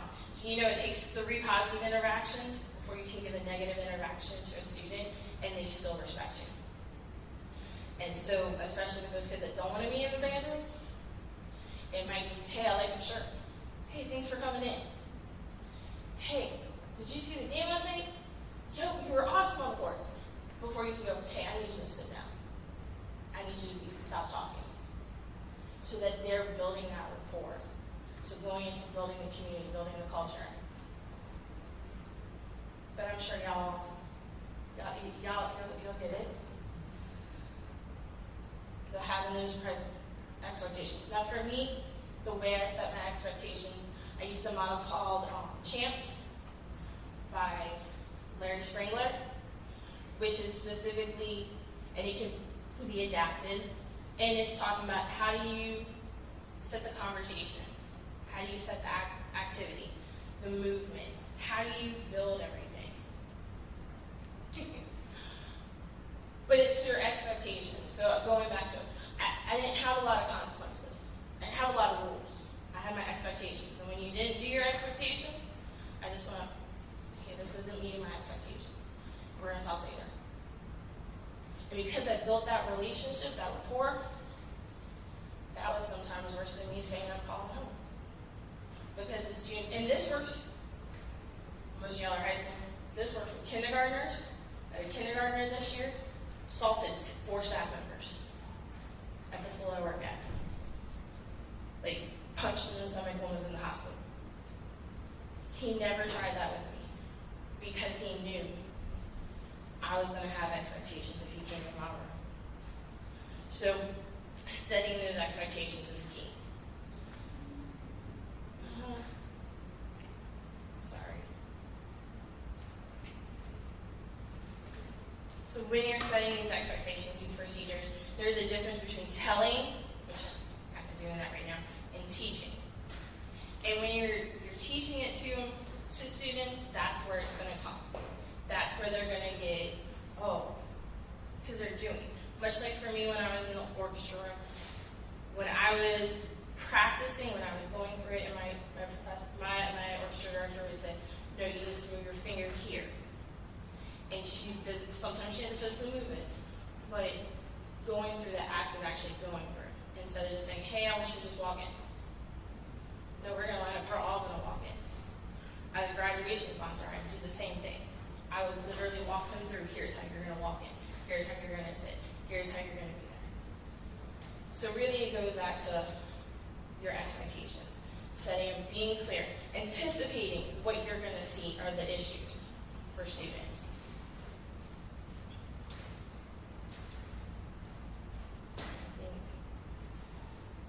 I spoke real fast, but that's really what it boils down to, is building that culture, building that community, and having those clear expectations. Because when students come in, whether they want to be there or not, if they know, and being consistent, consistency is key. I had students never wanted to be around, but they came in and they handled their business because they knew exactly what my expectations were. So I felt like that wasn't always the most applicable, but if that's anything I can leave you with, because I know my time is just about up. But any questions? Yes. What schools do you work with? I currently am dealing with the JP school consolidations, and so I have been at Saintville Elementary School, but they are closing.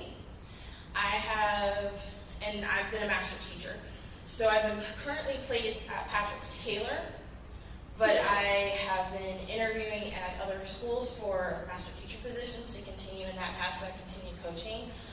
Previously, I also worked at South Clackamas High School down in Beers, which is where I actually met that lovely lady over there. And I helped her when she was building their band program, because she came in and the instruments had just been thrown in a pod. And so we had, I think, a band of 8 the first year, and now they're somewhere around 40.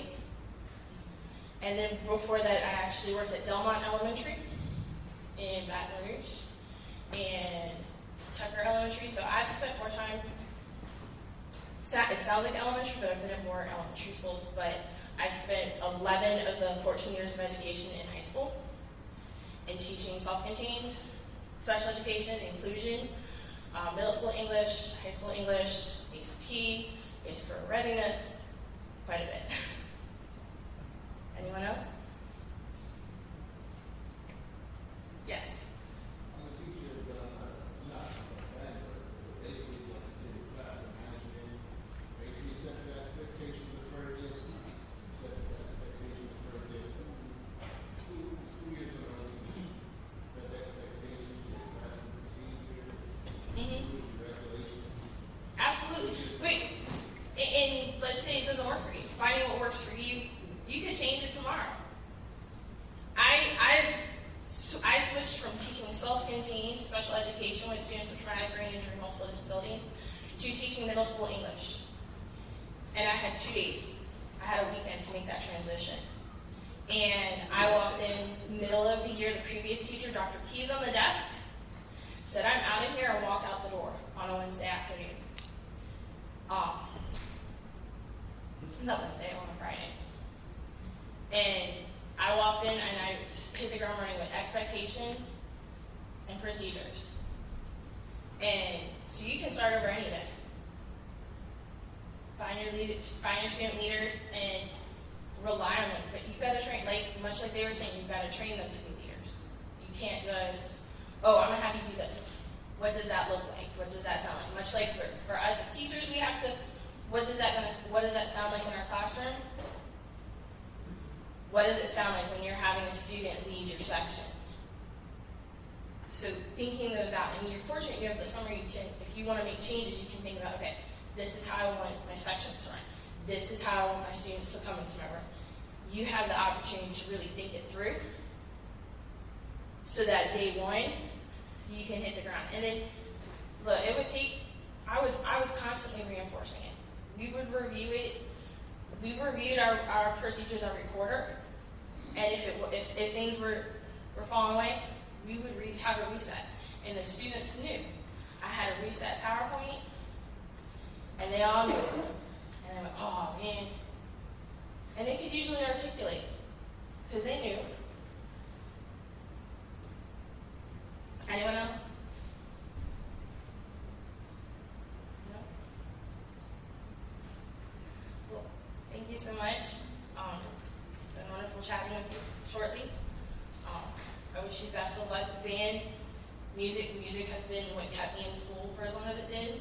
I dropped out in 10th grade. That also coincided with the year that I didn't get to be in orchestra. It was my home. So as soon as I became a teacher, my very first year teaching, I found a home in the band room with Miss Mitchell, who's now my best friend. So it's so important. I appreciate how you are there for students, and that you're giving up Saturday in the summer when it is hot to be out to try and better yourselves. So thank you so much for having me. And I hope you all have a wonderful rest of your summer. Great starts to school years.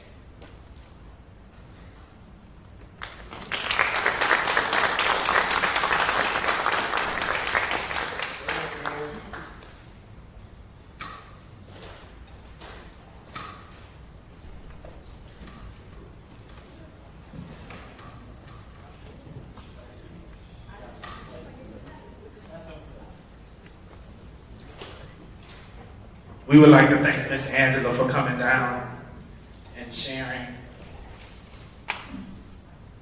So we have a special plaque for you as a thank you for coming and share that information with us. Let's give Ms. Angela another round of applause. So NOLA has been full of surprises today, so be glad that you came. But an issue arose this week that I want to share with you guys. So, one of your fellow band directors had an issue with the public. I don't know if you heard about it. They went to city council and said they're making too much noise around Douglas. Now, New Orleans is the Mecca. You either gotta get with it when bands practice around your neighborhood. So these 3 neighbors went to the city council and complained about it. So what I want you to do is give Jordan your support, and NOLA Legacy will be at the next city council meeting to represent Frederick Douglass in support of him to continue to play the music around the neighborhood. Okay? Now here's the joy part. Did y'all get a raffle ticket? Everybody got a raffle ticket? Asia, go get your raffle ticket and over there by that helmet. You see that margin, that silver helmet?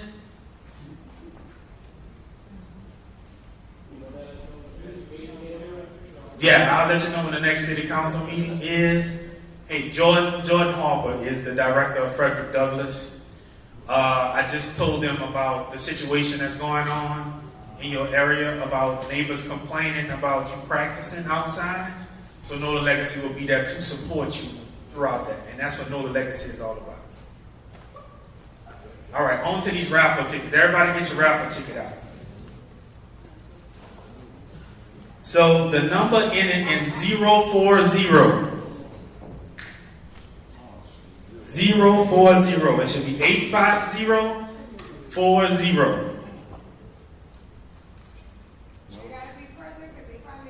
They gotta be present. They gotta be present.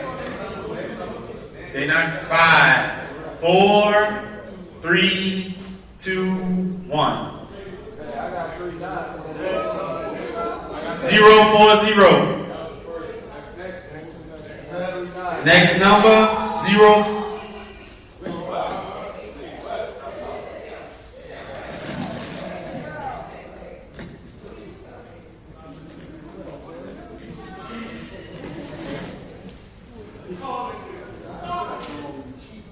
Give me your name and give me your school.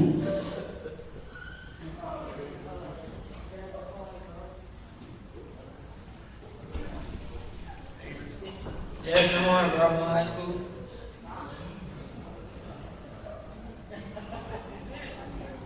Baton Rouge, Louisiana.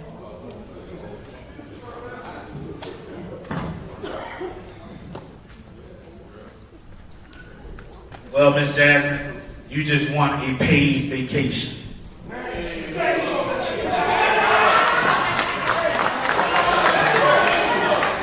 Please contact the travel agent that's in that folder to schedule it out.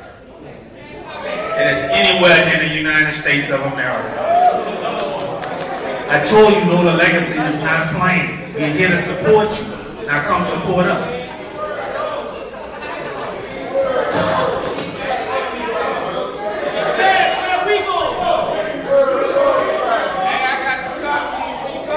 We got some more surprises in store. Coming up next is Mr. Luke O'Neill. Last year he did Man in Business, so he did so well. I brought him back again to talk about it because it's very important to run your band like a business. Terry, I got a ticket. What ticket? What's your number? I'm doing another raffle, so that. 04 what? 043? No, I don't have that.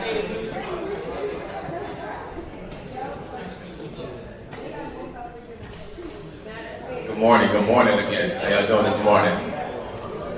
All right, so we're giving away vacations. I don't have a vacation to give away. I hope I have just some good advice to give away when it comes to your band, your budgeting, vendor information, and things like that. Terry mentioned last year that I did speak on band and business. Use the term running your business like a band. Just to kind of recap from last year, and then we'll go into some stuff for this year. The meaning of running your business like a band is straightforward, right? Budgeting. Make sure your budgets are in order. Know what you're spending. Don't get caught, I hate to use the term, with your pants down, not knowing what you're spending as a band. Don't start the year September 1 hey, we have a budget of 10,000, but by the close of the fiscal year, y'all spend 50,000. Where did that 40,000 go? So making sure you have your budget. Making sure that once you do have your budget, give it to the parents directly. Give it to the parents directly. Not just to the kids, because of course what's going to happen, you're going to give it to 100 kids, out of those 100 kids, 10 of them will give it to their parents. Every parent will say, I've never seen this before. Why we got to pay this amount of money? Oh my gosh, right? So make sure we have a way of connecting that to the parents. Lastly, your vendors. Your vendors. I know some people have been using the same vendor for 50 years. Loyalty is important, and I check that with a huge box, but also check out the resources, see what's the going rate for some of the stuff we're paying for. Also, again, work with your vendors. I said this last year, work with your vendors to be a partner, to help build and invest in your community. Don't be afraid to say, hey vendor, look, we're short on 10 instruments, we need your help. Look at what you've been spending with them for the last 5-10 years. Band uniforms, what, $100,000 a year, right? Roughly, 50 to 100, depending on you, but you could get up to $100,000 a year in band uniforms. Can you ask your vendor to say, hey, I need 10 tubers? What's the cost of a tuber right now? 12,000. You spend 10,000. You spend 100,000 a year in band uniforms over 10 years. That's $1 million. Can he give you 10 tubers? Realistically, asking them that. Don't be afraid to ask your partner or vendor, hey, we need your help so you can invest in our community. So that was just a kind of a recap from last year when it came to Band for Business that we talked about. This year I want to just go into, again, budgeting, making sure we understand our budget. How many of y'all created a budget and was within budget last year? Directors? Cool. How many went over budget?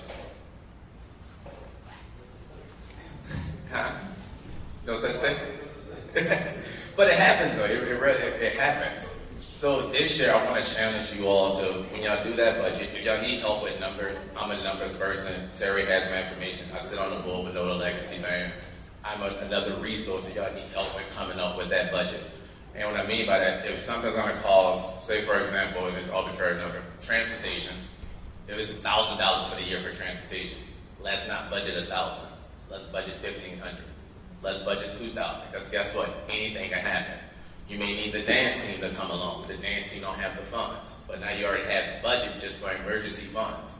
So if you need help when it comes to budgeting, let NOLA Legacy help you all with that. I sit on the board and I can help you all with the budget. But when it comes to building your budget, let's make sure we build that emergency fund in your budget. Account for what your basic necessities will be, not for what you want in life. Again, every band wants all brand new uniforms, all brand new instruments. We want to be on the best coach buses going somewhere. We want to go first class if we go out of town. We want to eat at all the fancy restaurants. I get that. But let's make sure we budget for our basic necessities as a band this year. So if you need, again, you need help with that, I'm assuming, I want to say that I can assume this, that your fellow band, other directors will be willing to help you, right? Yeah. No. Nobody takes. But if not, it's sharing information with one another. Like for example, my band directors who raised their hand and said it was within budget. Are you willing to share that information with other band directors? To say, hey, look, this is the template that we followed. Y'all should follow this, plug in the numbers, they should work. Are y'all willing to share that information? Let's look at doing that so we can help, again, build each other up as a community. But I challenge you all this year, let's budget ahead of time. Add that emergency budget in there. So we can make sure that we are not going over budget. Again, NOLA Legacy, we're here to support. We have different vendor sponsors and stuff like that to help support the bands. But if every band is going over budget, not having enough parents paying the budget, we can't give all the money away, right? So I challenge you all this year, let's get that budget in order. Let's get ahead of that. Get the budget, test it, talk with your finance team at the schools, but then also make sure that the parents are getting that budget information. So rather it's a $200 budget, a $500 budget, help the parents with that. Get them the information, not on September 1, not October 1. Can we get them before school starts? Or when they're registering for school or going to orientation, can we do that? Can we also come up with a creative, even a payment plan? Again, some parents have 3-4 kids that's in One is in football, one is in band, one is a cheerleader, one runs the student council, then she also sending another one to college. So imagine how stretched that parent of 4 or 5 kids are, right? So imagine putting yourself in their shoes. We're not saying, man, your child can't participate. We're just saying, hey, here's a payment plan.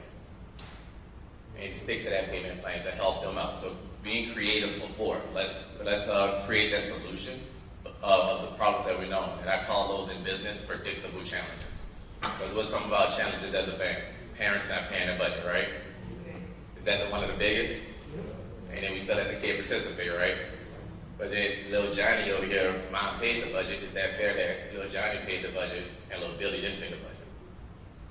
And then what ends up happening, reality, and let's depend on the pressure point or pain point, let me know. Bank director come out of their own pocket to fund everything for the bank. Then they're gonna be upset with the administration when they don't want to bank or reimbursing their money. Right? Full circle? Did I hit on some pain points? All right. So if we, as a bank, the bank directors, and I keep saying the directors because it falls at your feet, budget early, get the information out to the parents early, help come up with some fundraisers, help come up with some payment plans and stuff. And say all that still fails, right? What is the accountability then comes to the student?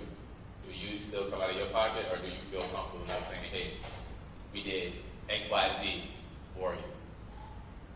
Unfortunately, you can't participate. How do you feel? Terrible? Anybody? Feel terrible? Feel okay? All right. Participation on that one. But we need to get to a point to where we're not struggling financially when it comes to our programs. Okay? We need to get to a point where we hold ourselves accountable, but also our kids accountable, as well as their parents. We have to get to a point where that conversation is easy as, hey, look, man, sir, July 1, I gave you the budget. Payment plan was out. You didn't say nothing about it. We had the payment plan set up $50 a month, $100 a month. What's the problem? Your kid got fresh Jordans on their feet. They got the iPhone 62 at this point. They got their TikTok followers are 10,000.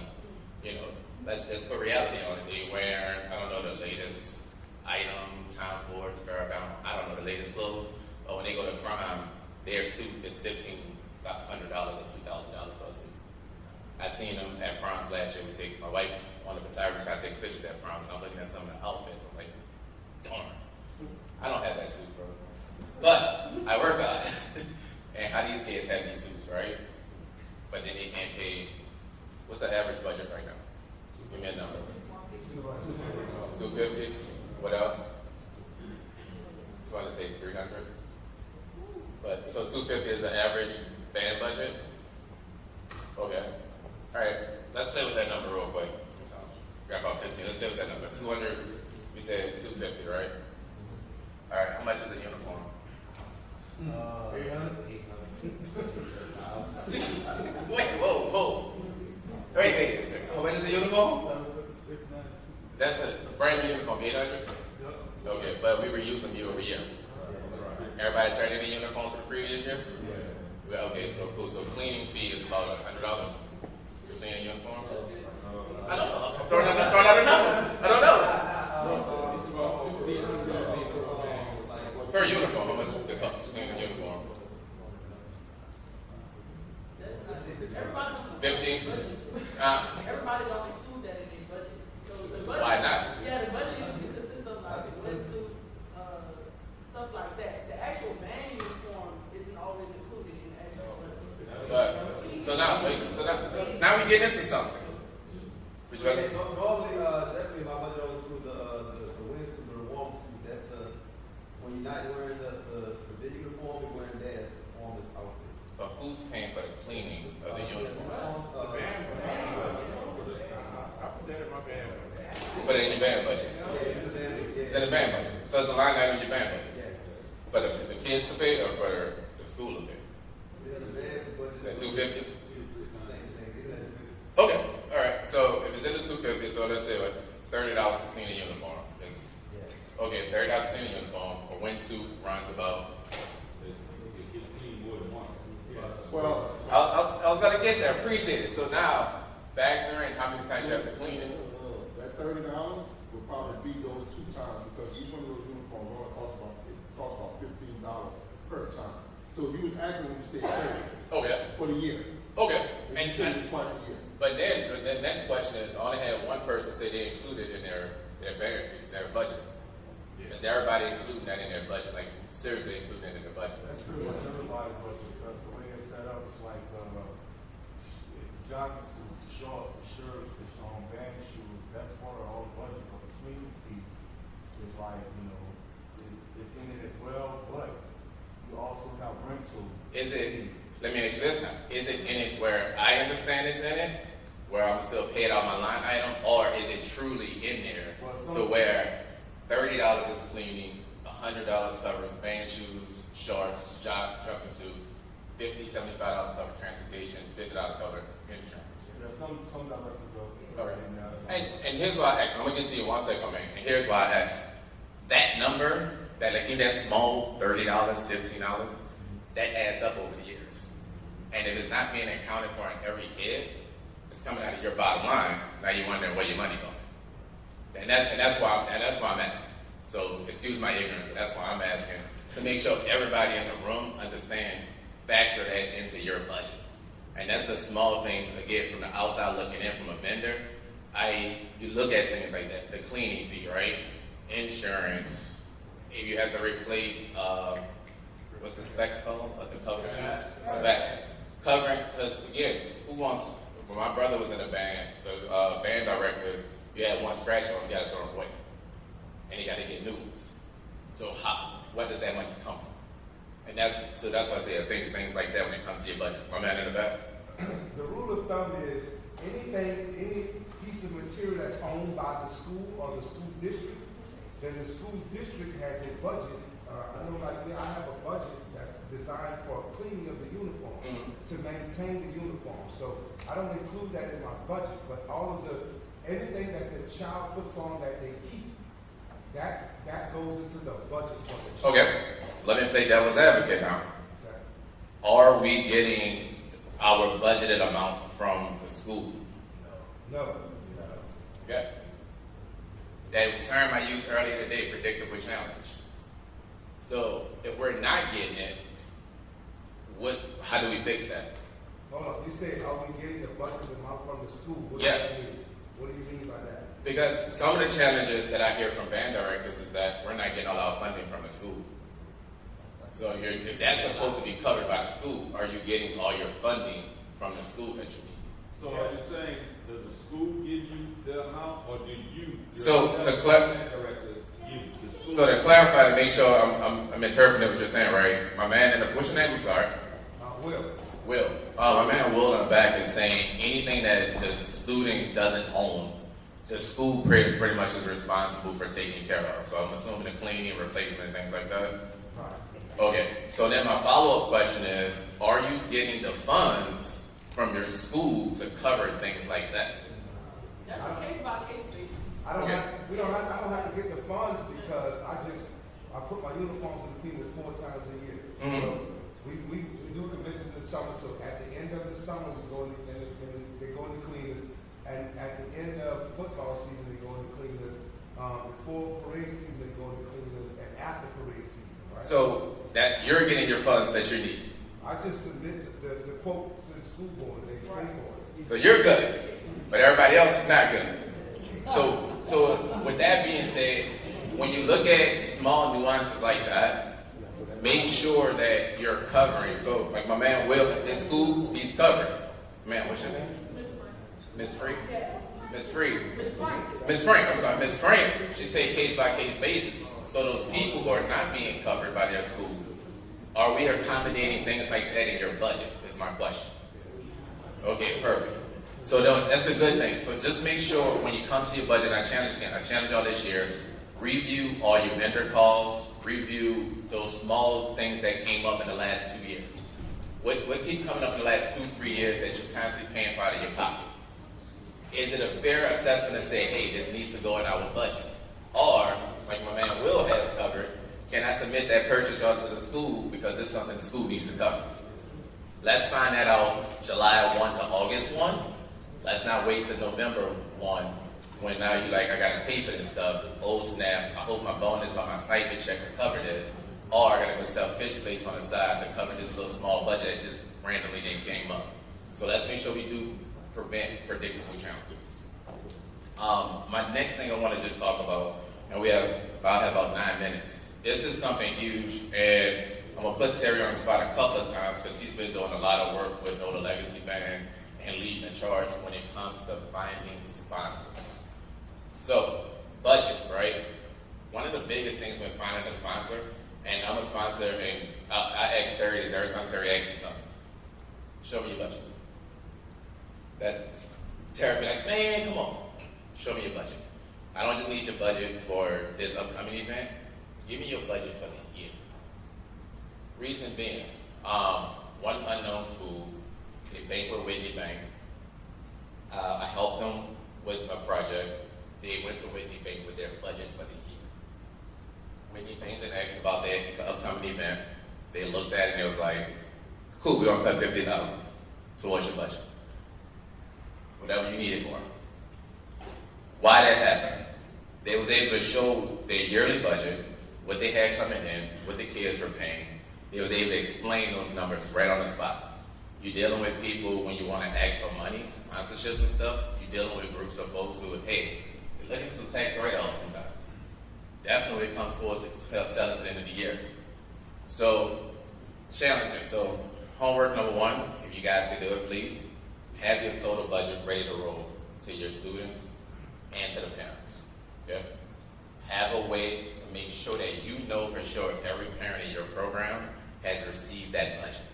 Because you gotta have that hard conversation. You all have to stop coming out of your pocket personally, covering a lot of these expenses. I know y'all passionate about it. I'm not reaming you for it. But at the end of the day, when you go home, you're like, holy crap, I just dropped 10 grand, 5 grand, blah, blah, blah, out of my own personal pocket.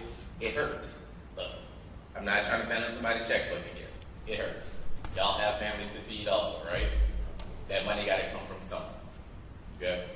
So, number 2, when you do that budget, have your budget set out for the year. Show people where your money going, and then find those sponsors. You have sponsors in your back pocket.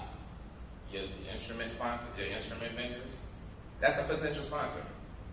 You're not asking them to give you free instruments. You're asking them to help your program. Partner with your program. Watch the wording. I want you to partner and invest in our program. Be a part of our community. Uniform vendors. As a collective, pretty much almost, and let's just jump on the leap of faith here, almost every band uses 1 or 2 different uniform vendors roughly. Basically. Sure, not sure. So, how many bands do you have total in a district? Off the top of your head. 70? Okay, so 70, I have 70 bands. Let's say we all spend an average of $100,000. That's $7 million that we're spending a year on band uniforms. Can that vendor possibly sponsor a program? How often are you spending that money? Well, I'm just throwing out numbers. I'm really, because that's going to be a question for you at that point. How often are you spending that money? Can you go to that person? Can you go to that vendor? Say you're spending $10,000 a year with them. I don't know. But can you go to that vendor and say, hey, can you drop $1,000 to help cover transportation for 1 time a year for me? Partner with me. I'm not asking you to give me nothing for free, but I'm asking you to partner with me and invest in my program. That's what I'm asking. Here's my budget for the year. You got my money for the last 10 years. I'm asking you to partner. So build out your full budget. Make sure you have it for the full year. From now to the end of the year, you may have a concert that you're planning on doing. Throw it in your budget. So now we know, at least, and you know what you're planning for. If the concert don't happen, now you can move that money somewhere else you need a budget for it. Then go to one of your vendors, go to the community, go to your bank, know your banker. And I'm not a banker, but know your banker. If you have a personal banker at the bank, know your banker. Hey, look, that's our challenge. Get up for tax write-offs. Have your paperwork in order. What's my budget? What's my kids going to be paying? What I need help with. The why is easy. The why is the kids. So, but know your budget. Present that to a lot of businesses, banks, stuff like that. I can't guarantee, but I can assure you, you will have a great turnaround. Because again, Terry started doing it. Terry had numbers. Terry went to some of the sponsors that you see that's been sponsoring some of the events. Terry goes to them and tell them, hey, that's what I need. They then turn to Terry, opposed to Terry saying, hey, give me $5, give me $1,000. That's what I need. This is the list of everything I need.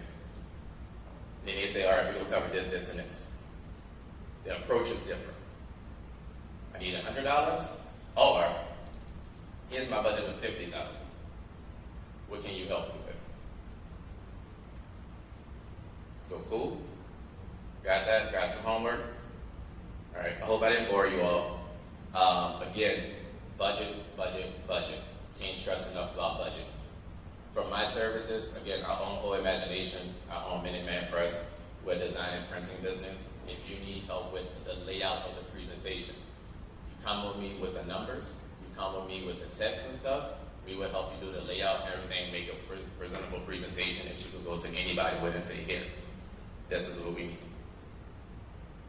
Any questions? Any concerns? Are we happy? Are we sad? Does anybody need a hug? Because their budget's like, holy shh. Alright, but seriously, use NOLA Legacy as a resource. There are some folks in here that I've seen with confidence on their face that my budget is solid. Reach out to them like, hey, what are you doing? Can you share your template? Some people in here don't have budget issues. A lot of schools do. Don't be afraid to reach out to your counterparts. Don't be afraid to reach out to Terry. He has my information. And we'll be willing to help you all with that. But seriously, let's get on this. Let's get these parents this information so we can have a smooth financial year. And you don't have to worry about money. And we just have go on a yacht or something or go on a vacation. Who won the vacation? Won the vacation? So we all gone on a vacation with, what's your name? Jasmine. So Jasmine taking us out on a vacation because we all going to hit our financial goals and be within budget this year, right? Right. Kabish, we good? All in budget? Come on. All in budget? Alright. All above budget? See what I mean? Alright, again, my name is Luke O'Neill, and thank y'all for having me. I appreciate you all.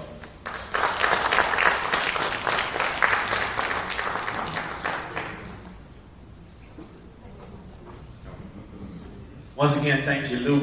And as a token of our gratitude, we want to present you with a NOLA Legacy Award for your support of the organization. Luke really looks out for us. The banners you see, that's all him. All the sponsorships you see, that's all him. And to segue into that, the ask, right? So I'll give an example, and I hate to pick on Chalupa, but I'm going to pick on him. Okay, so we're short on budget, or we need reads, or we need this, or we need that. The ask around you, your neighboring businesses, Dollar Tree, McDonald's, Subway, the local cleaners, the local car wash, the local oil change place. The ask. They're looking to sponsor it, and always remember this word, in kind. An in-kind donation could work wonders for you. Food. You're marching after you play landry. You need to feed your kids. Hey, Subway, could you donate 200 sandwiches? Boom. You know what I'm saying? The ask. You don't always have to come out of pocket. And I had to learn that as president. You always don't have to come out of pocket and spend. You just use the ask. So I'm segueing into one of my sponsors that came to speak with y'all to give y'all other opportunities that she opened up us at NOLA Legacy for. And I did the ask. But what I did was I slid in the DMs. I slid directly in the DMs and I asked businesses, take 5 oil change. Hey, I'm president of NOLA Legacy. I'm looking for sponsors. Blah, blah, blah. Same thing I did. I went to Rich's Car Wash. I frequent Rich's Car Wash by Gentilly, by Dillon. So I slid in the DMs. I was like, my name is Terry. We're looking for sponsors, and they answered. So I'd like to bring up Miss Katie, from the representative from Rich's Car Wash and NOLA Legacy's primary sponsor, to say a few words to you guys And we have some opportunities to tell you about it, guys, to pray for you guys as well. Hey all, thanks for having me here. So I'm Katie, I'm the marketing director at Rich's Washdat. I also work with various nonprofits, so that's kind of more my heart. But I try to use my position in marketing to benefit as many people in the city as possible in organizations. So I was super happy when Terry reached out to me, because I don't think there's anything better you can do for a city than help the kids, honestly, and I'm sure everyone would agree. So being a small business, we have 4 locations in New Orleans. We have one on the West Bank, one in Kenner, one on Earhart, and then one in Gentilly across from Dillard, as Terry had mentioned. So we are a small business, so we can't do a lot, but what he did bring up, what Luke did bring up, the budget, an itemized budget, is huge, because it's difficult for me to go to owners of a company and say, hey, I want to give $2,000 to this organization. No matter how good it is, it's so much easier saying, hey, I want to do this. Let's give them this. Let's give them hand sanitizer for the march. Let's give them like t-shirts, and knowing that ahead of time, because it does take some time to get it approved. So what I'm asking for from all the different schools, of course I forgot all my business cards today, but you can get my information from Terry, is if you all are in need of specific items, if you could send them to me, email them to me, things that are itemized. That's a really good way that I can help spread things out to different people and, ask for, hey, can we buy this? Can we buy this for them? That's super helpful to me.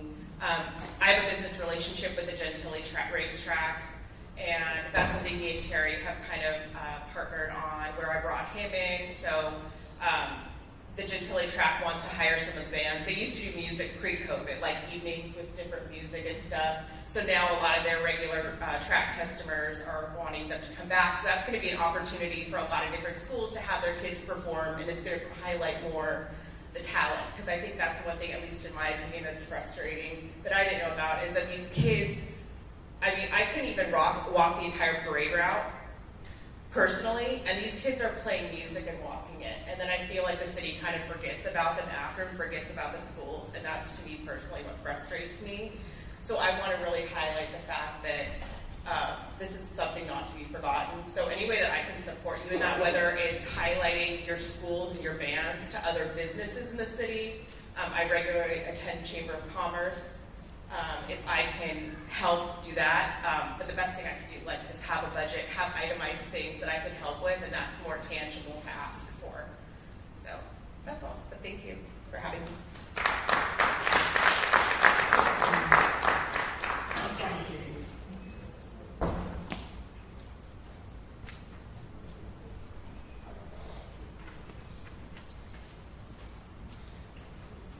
I don't have a mic, but this segues into my segment. So I'm about to get you a lesson in inventory and keep you out of jail. So beyond me being president of NOLA Legacy, my real job is I work for NOLA Public Schools as the facilities asset manager. I came in the school board in 2019.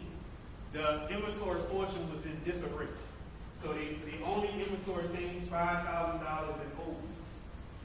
Last year, I have the district in compliance, federal, state, and local. So I inventory over $10 million every year. So when y'all see me in y'all schools and I got that backpack and that laptop, that means I'm on a mission to keep y'all out of jail. I had to divulge a personal some information. So we're going through a closure with Encore, and it's very, very tricky because they're in foreclosure. So every asset that they have in the building, they have to keep in that building because it goes with the building with the foreclosure. But I had to go and make sure that I got all the federal laptops out of there and the local laptops out of there, because if that goes with the building, they can go to jail. So I had to get that and transfer all that stuff out. So what I just passed out to you guys is a sample inventory sheet. I didn't do nothing special. I went on Excel and I just put you know, the most familiar item on it. The biggest thing on this sheet is the funding source. You gotta know where your funding source is. General funds is pretty good, right? General funds, you can dispose of. See, when you're dealing with federal dollars, you got to track that. And the biggest problem that I see in the city, especially around Mardi Gras time, say, bro, I'm missing a mellophone. I got extra mellophone players. I need to borrow one of your mellophones. I need to borrow a tuba. I need to borrow a set of drums for parade season. If you don't track that, that's lost. And then that's when I come out. And I'm like, so where's this mellophone that costs, that's King mellophone that costs $500? Well, you know, bro, it's in the shop. Call me, Sean, call that man, that's music. Not in the shop. So where is it? You got our comfort. If you don't, that's your behind.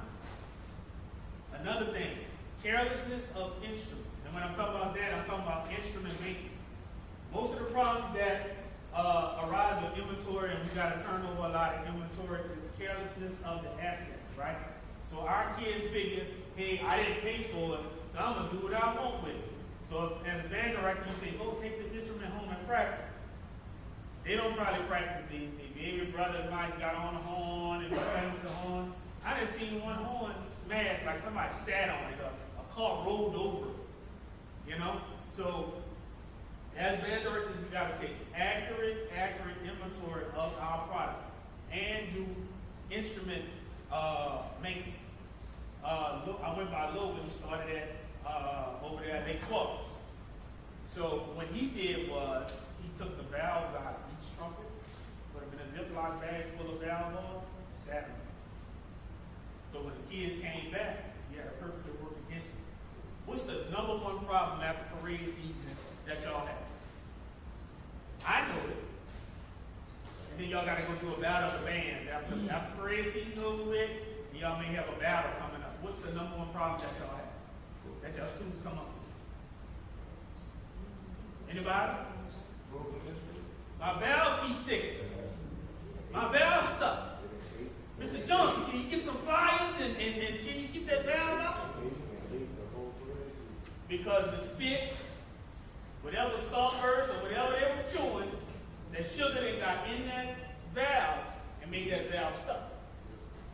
So my advice after the race, I know we tired and all this other stuff like that. Have those kids, the ones that you trust, take those valves out. So when y'all, it's time for another performance, they put the valve back in. It's workable. How much y'all spend on inventory repair? On average? Anybody? Inventory repair. Say inventory repair? Yeah, sending the instruments off and get fixed. Got beats on with a Bentley. About $2,700. So if you do little things like that, like having the valves, open the valves, and cleaning some of your trumpets and other instruments, that'll save on them. That'll save on a whole bunch of money on the back end. Then I don't have to come in and be like, okay, this trumpet damaged, this mellophone damaged, this tuba. I have to write it off, and then we going through this whole cycle again of, hey, I need instruments, I need a trumpet, I need this, I need that, I need that. So prolonging instruments. I was talking to Mr. Wendell, who's over Woodson. His wife revived a trombone from 1959. So, instrument repair, instrument maintenance. So anybody have, see mine is quick, because it's almost lunchtime. So anybody have any questions with me regarding inventory? Because I'm going to touch on funding sources too that y'all can tap on business managers' doors to get some instruments. Anybody have questions about maintenance?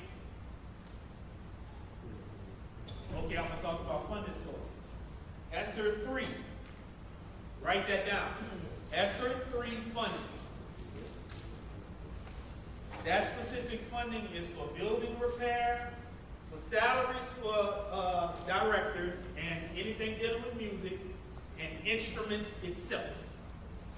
That funding goes out next school year. So if you need instruments now, manager, go to your principal, assistant principal, I need X, Y, and Z. Or they make, if they hadn't already made their budget for next school year, to incorporate that in the budget. Jazz Inheritance. Tipitina's don't do it as much anymore. We dabble in it in a little bit, no legacy does, like we'll give an instrument here, an instrument there. So I'm gonna drop some hidden jewels for you as well. Make deals. So you don't always have to go local. If you go on eBay, you'll find some deals. I'm gonna give you another funding, another source to find instruments at a cheap cost. Macari. Macari is a buy-sell trade app. It's like a garage sale app. You can find instruments. M-E-R-C-A-R-I. You can find mouthpieces cheap because people are emptying out their ads and they just have old stuff they're trying to get rid of. And it's a good place to get authentic drugs.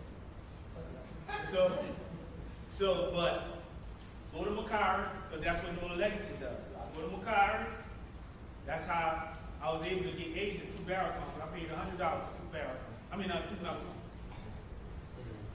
They were in working condition, and I was able to present Asian with two used mellophones.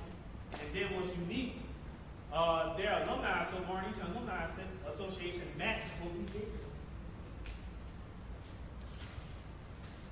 So here, I'm just sharing you a couple of resources because we got plenty of them. Anybody have any questions regarding that?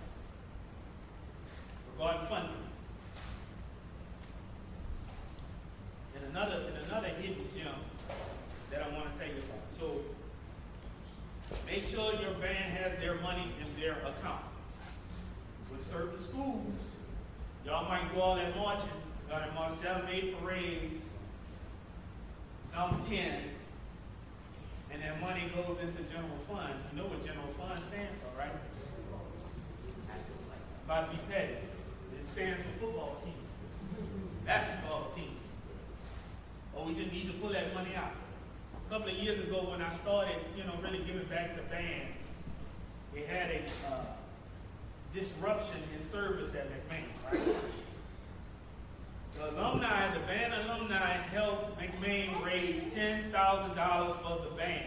We had that disruption in service, guess what they spent that money on general fund. So alumni like myself is like, where this money at that we just put in?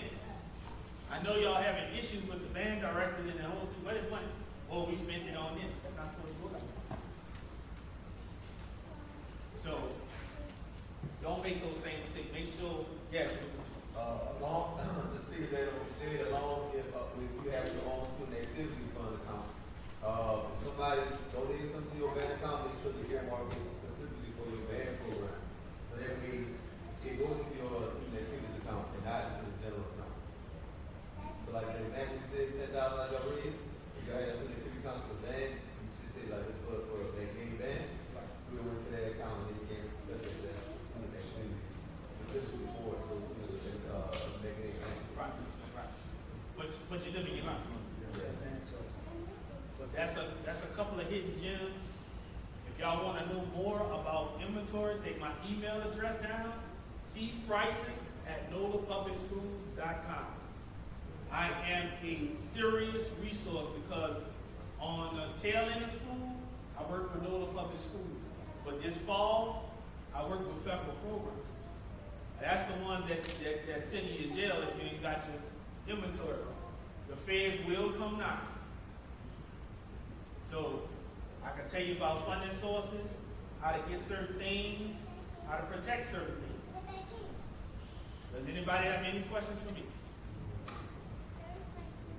So with that, let's get to another raffle. Take your raffle tickets out. And I'm going to tell you about another surprise with our sponsor, our sponsor, Katie, is working on. So I took a tour of the fairgrounds, right? So they want to partner with NOLA Legacy, and they want to bring opportunities to the band directors, right? So they thought about, well, in the fall,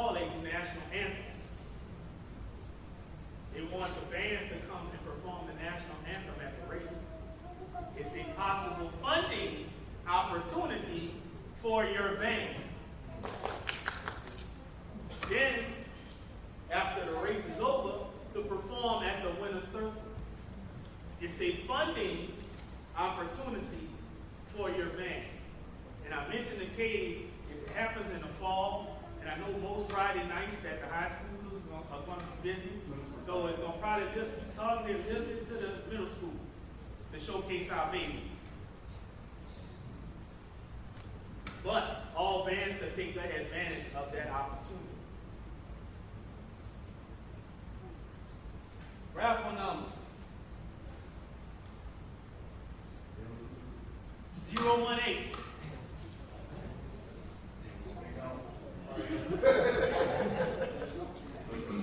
Harlan?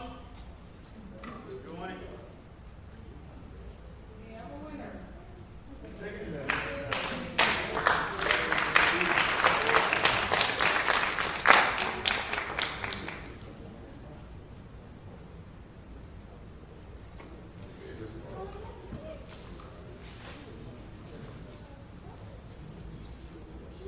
We have a gift basket from one of our Mardi Gras crew. They're going to introduce themselves at the 12:30 hour. The time is now 11:48. Lunch starts at 11:50. It'll be served in the cafeteria.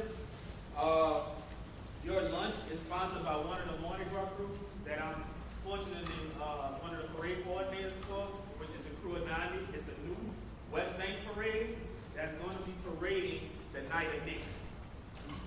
So February 7th. So those who are not marching that night, y'all might want to be on the West Bank. That lineup is fire.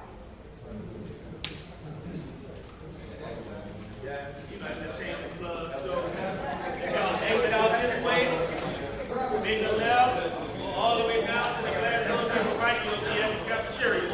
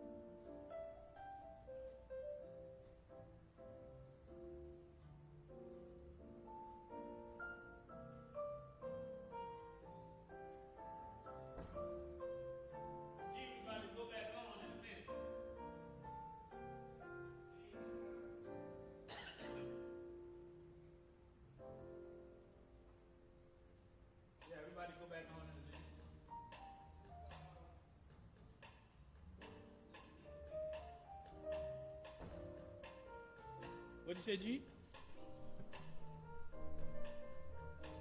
Yeah, I sent the invite. But we're gonna do the parade crew first.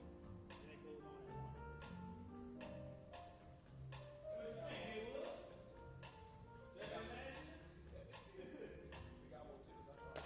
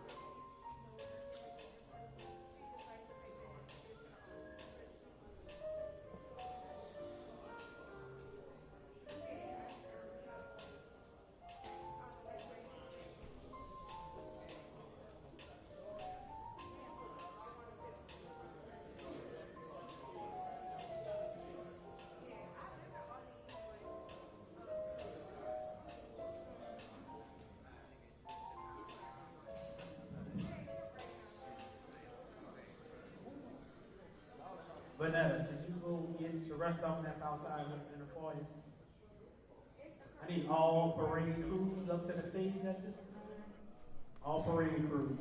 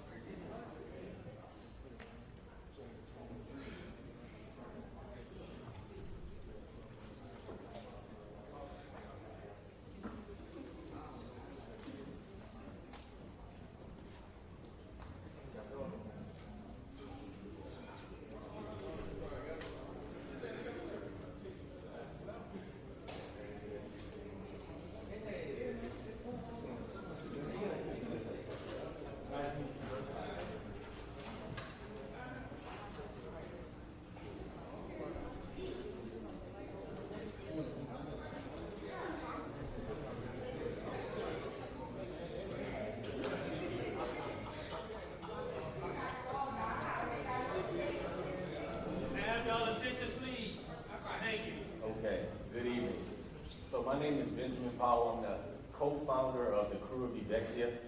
Renata Weatherspoon, she's the founder. She's a psych nurse practitioner. I'm a psychotherapist. So this Mardi Gras crew is full of healthcare professionals, exclusive to only healthcare professionals. So we got therapists, doctors, pharmacists, etc. In the crew. And so what we seek to do more than just parade is community initiatives. We do a lot of things with the community, healthcare wise. We focus and we zone in on mental health. So that's what we do. We're in the process of getting 501c3 so we can do more programming, and that programming be funded federally and covered that way. Now, we do have a running list of therapists specific to minorities. So if you want that list, you can reach us at www.crewofevexia.org, and you can get the list for your students. We know that Gen Z is a lot more emotionally expressive. We might call them soft, but they're a lot more emotionally expressive. And I admire that. And they go through a lot. And they use band as an outlet, amongst other things. So anytime you recognize that they may be going through some stuff and it's beyond the band's control or beyond your reach or expertise, you can reach out to us and we can connect them with a medical professional or a therapist. We get psych evals, or we can get them set up with just a psychotherapist such as myself. We also have a raffle going on because we're giving out 3 scholarships for this upcoming fall, 4 scholarships for this upcoming fall. Our raffle tickets are $10. These scholarships are going to go to medical professionals in training, so all type, medical assistant, LPNs, et cetera, all ages. So we have that. And lastly, we're raffling off with the tickets a chance to ride with us. We're partnering with another crew, and I debut what is it? February 6th. So we're going to sponsor that spot with us. All it takes is a $10 raffle ticket. Thank you.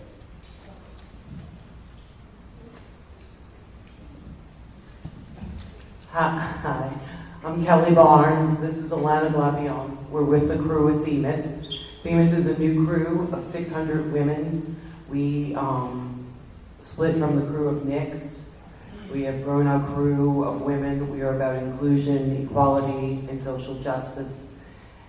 And we do a lot of good things for the community. We're more than Mardi Gras.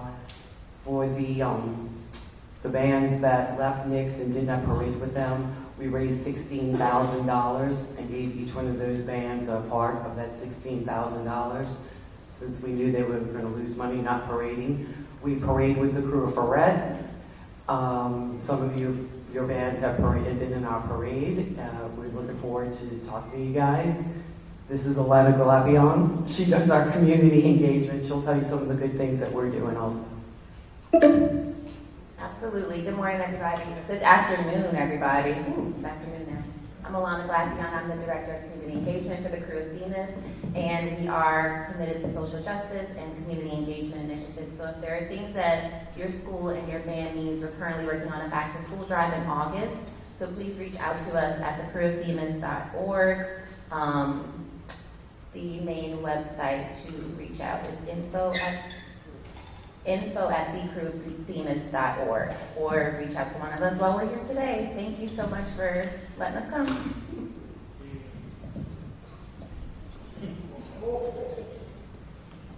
I'm Coach Serenade. I'm a parade coordinator. My main job is to get the units for the parades. I've been doing business with some of y'all for a while. You should be getting a letter and a schedule from me either before or after Labor Day. Just like touch a few things, get those contracts back to me as soon as possible. I know most of you get to the parade early enough where you can have your battle with bands.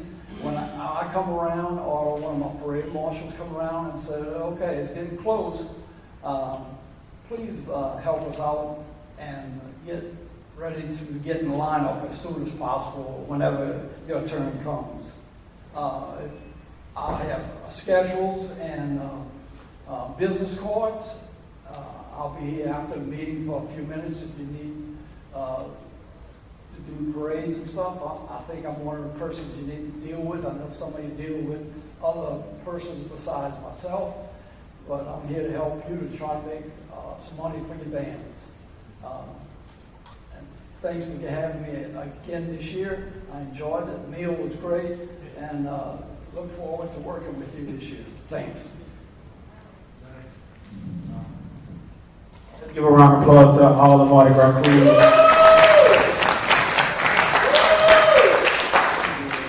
You get in these new parades, you can lead the front. Okay, grab your raffle tickets out.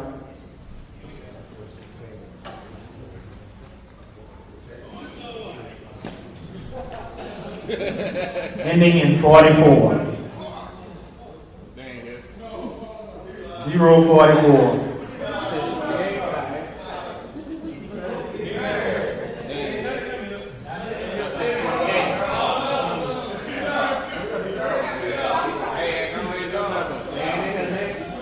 $51. Do it again. Yeah, do it again. Just so. Next. All right, next. Next. That's the vacation. 19.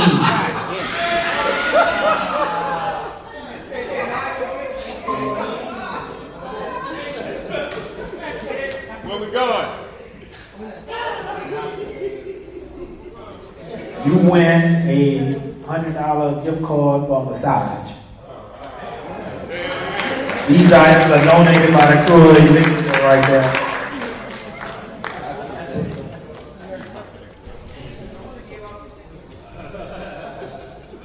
So I got 10 minutes and I was going to put this at the end of the program. But as serving for president since 2020, I can't do it without my team. So I have a couple of presentations from my team to show my gratitude on how hard we worked. We went from a little known organization to really being out there and serving the band community. So the first presentation is for this out-of-town couple who works diligently, that all the designs that you see is from this young lady. All the hard work getting the band directors, the collegiate band directors down to New Orleans for the combine. That's done from Atlanta. That's not done from New Orleans. But he's a New Orleanian. and a Douglas Bobcat to the bone bristle. And that's Douglas with two S's, right? Two S's. So I would like to call up Solomon and Ebony Alexander for all the hard work that they have done for this organization. Keeper and Cece. And I want to mention, and we do have the data for our combine, 100 students registered for the combine, over $20 million in scholarships were handed out with the combine. Vanetta, and take that to Atlanta too. Tell them, get like us.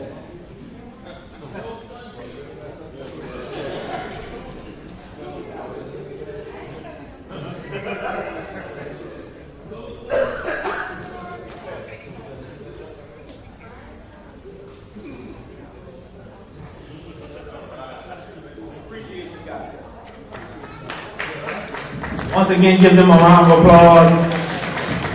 They do a lot of stuff in the background. They travel all the way from Atlanta to be here. This next NOLA Legacy member, she's like the heart and soul of the All-Star Band. She gets it together. Anything you need to be called upon, she's there. I can't say enough about this person.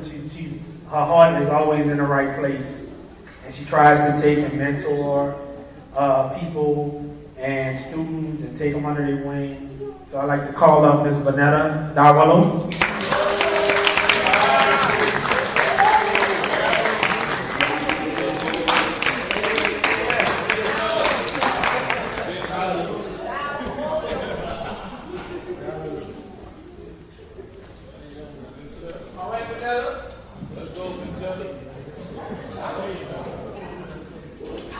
When the soft voices can't get a crowd together, Vanetta gonna get you together.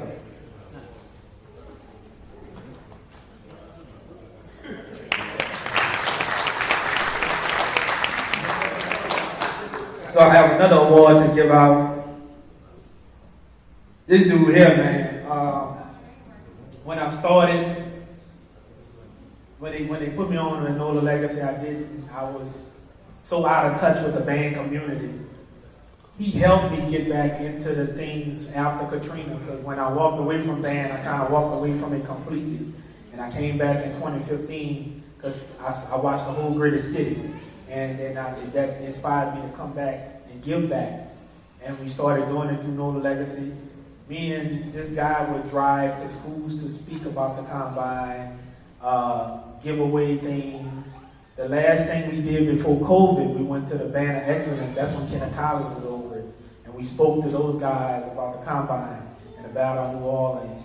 So he's actually back there filming everything at this moment. Y'all know him as Joshua Cousin, but we know him as Book.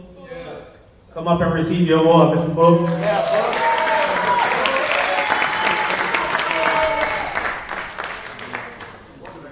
Now, if you know Book, he is a WWE fan to the bone person. He always have that belt. So, your award is a replica belt.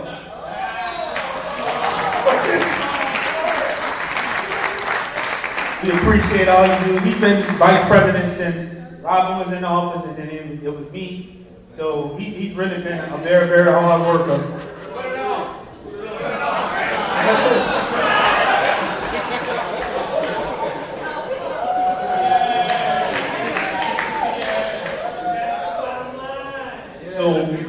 So we started out as 8 members of NOLA Legacy. We have grown to over 30 members, which include liaisons and band directors, assistant directors, all over the spectrum to kind of fulfill the needs that we saw in the band world. So when I call your name, please come and receive your certificate of appreciation. Mr. Desmond Tony, super.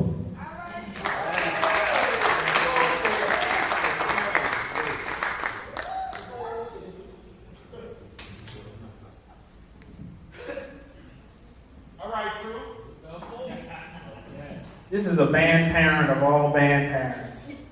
I never seen a person convert from Reed to Aid. Miss Keonta Johnson.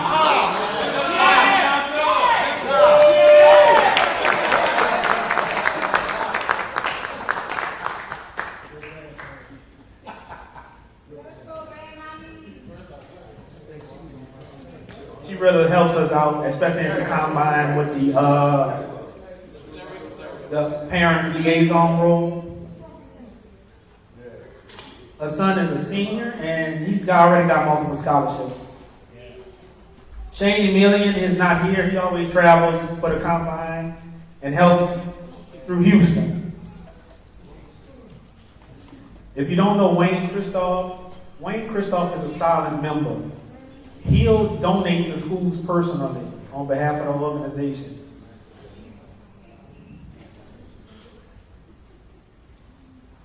Oh, if you need a French home, please reach out to him. He has a concept of French home he's giving away. Mr. Lawrence Rawlins, he serves as an advisor for NOLA Legacy. He helps us out and lets us know what things are going on, especially with Bayou Classic. We're going to be very, very instrumental with the 50-year anniversary of the Bayou Classic this year.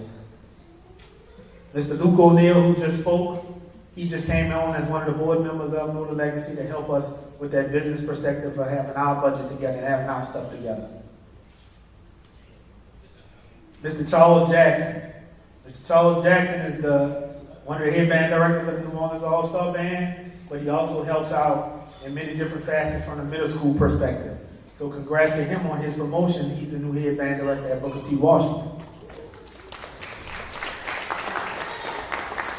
Mr. Grammy Award winner, Mr. John Walker. John is helping us with the concert portion. Him and Mr. Chalupa are working on the Superintendent Music Festival. We submit that proposal next week to Dillard University.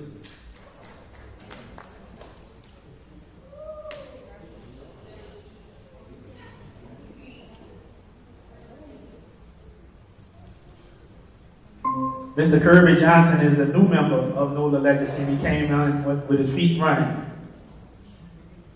Colorado alum, Texas Southern alum. Mr. Jared J. Weezy Cook, Mr. Go DJ himself. Anything we need, he's there. Yes, I can hear you. We're just discussing over lunch. Sure. Yes, no problem.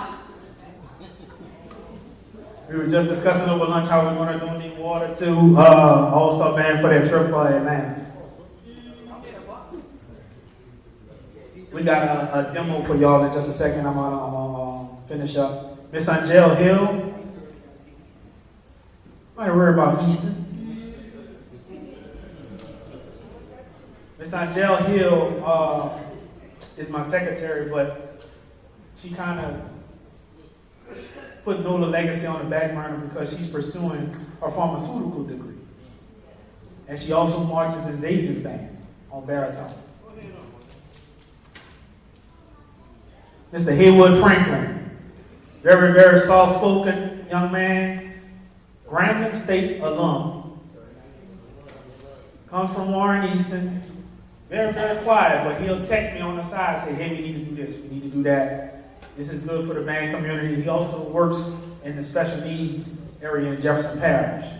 Let's give him a round of applause.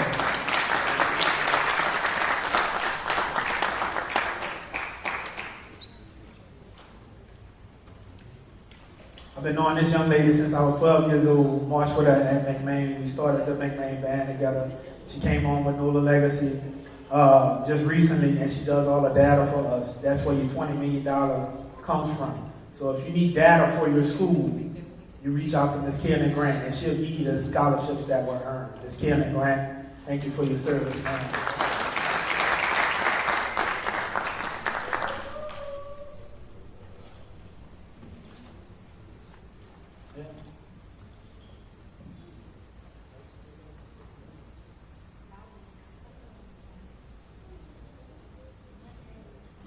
This man is last year was a 20-year recipient. He also helps and advises the color guards in the city with recommendations.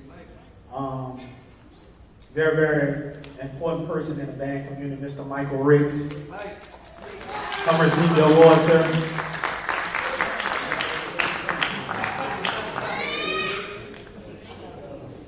If some of y'all attended our kickback that we had for the band directors in May, he had us crying, laughing the whole time.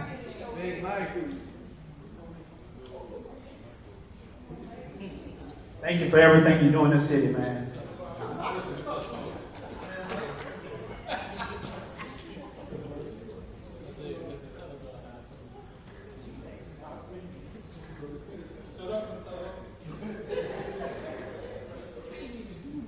This young man came on with NOLA Legacy, and he helps with the digital department. St. Augustine, one of the founding members of the Xavier Drumline. So one of the originators of bringing music programs to Xavier University, Mr. Joe Johnson. And Assistant Director at King.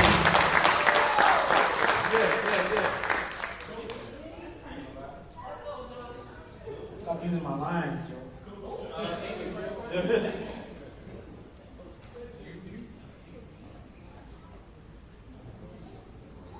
Last but not least, this young lady, she does a lot for the organization. She's always there when we need her. The only thing is with her, sometimes I get tired of hearing, well, an all-star band, an all-star band, an all-star band. Miss Jonay Thomas.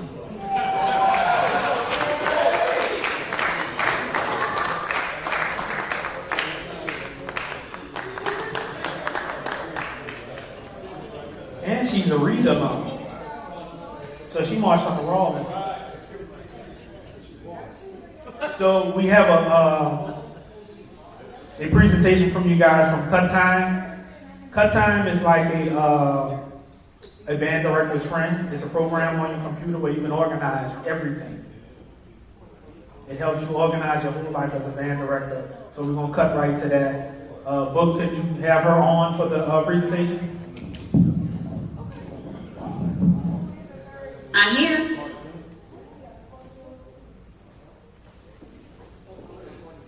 Awesome. Hello, everybody. Good afternoon. I hope you guys are having a great day. I can hear myself, so I'm going to turn myself down so I don't have a big echo. Okay, can everybody see my screen? Yeah? Okay. So when you first log into a Cut Time account, you'll have a full dashboard. There is a set of to-do list which will prompt you on things to get started, data to upload so that you can get your account set up and ready to use. Once these have been checked off, you'll also be able to see different notifications. So if you begin to have communications, for example, any text messages that don't go through, you can kind of check on why those failed. I have a bunch because I have a bunch of dummy data. They're not real phone numbers. So if I wanted to see those details, I could go into this area, this notification tab, and I could double check why the phone number didn't receive my text message. So anything pertaining to your Cut Time account, those types of notifications, they're going to be right here on your landing page, your school dashboard. For your instruments library, this was built in partnership with Consumer. So there's quite a few features in here that they brought over from their inventory management system into ours. You'll be able to search by individual identifiers, serial number. If you have barcoding already on case tags that you want to carry over, you can search by that as well. Or you can use this scan barcode feature here. What's nice about this is that as soon as you press it, it's going to just use whatever camera that you're using. So if you're on your school, laptop, or if you're on your camera for your phone, it'll just access your phone's camera. You don't need to have a separate barcode scanner for that. You can just use whatever camera. As you begin typing for narrowing down your search, maybe you're searching for flutes, it will add a filter as you type. It'll live filter for you. You can search by various location tags, maybe the year that it was purchased, and the condition as well. And obviously we have those typical conditions, but in addition to that, we have needs repair and unrepairable. So if you need to print off a list of all the items that are currently out at a shop, or items that need to be replaced, it's time to get different instruments during budgeting season, you can print off those lists right from this page.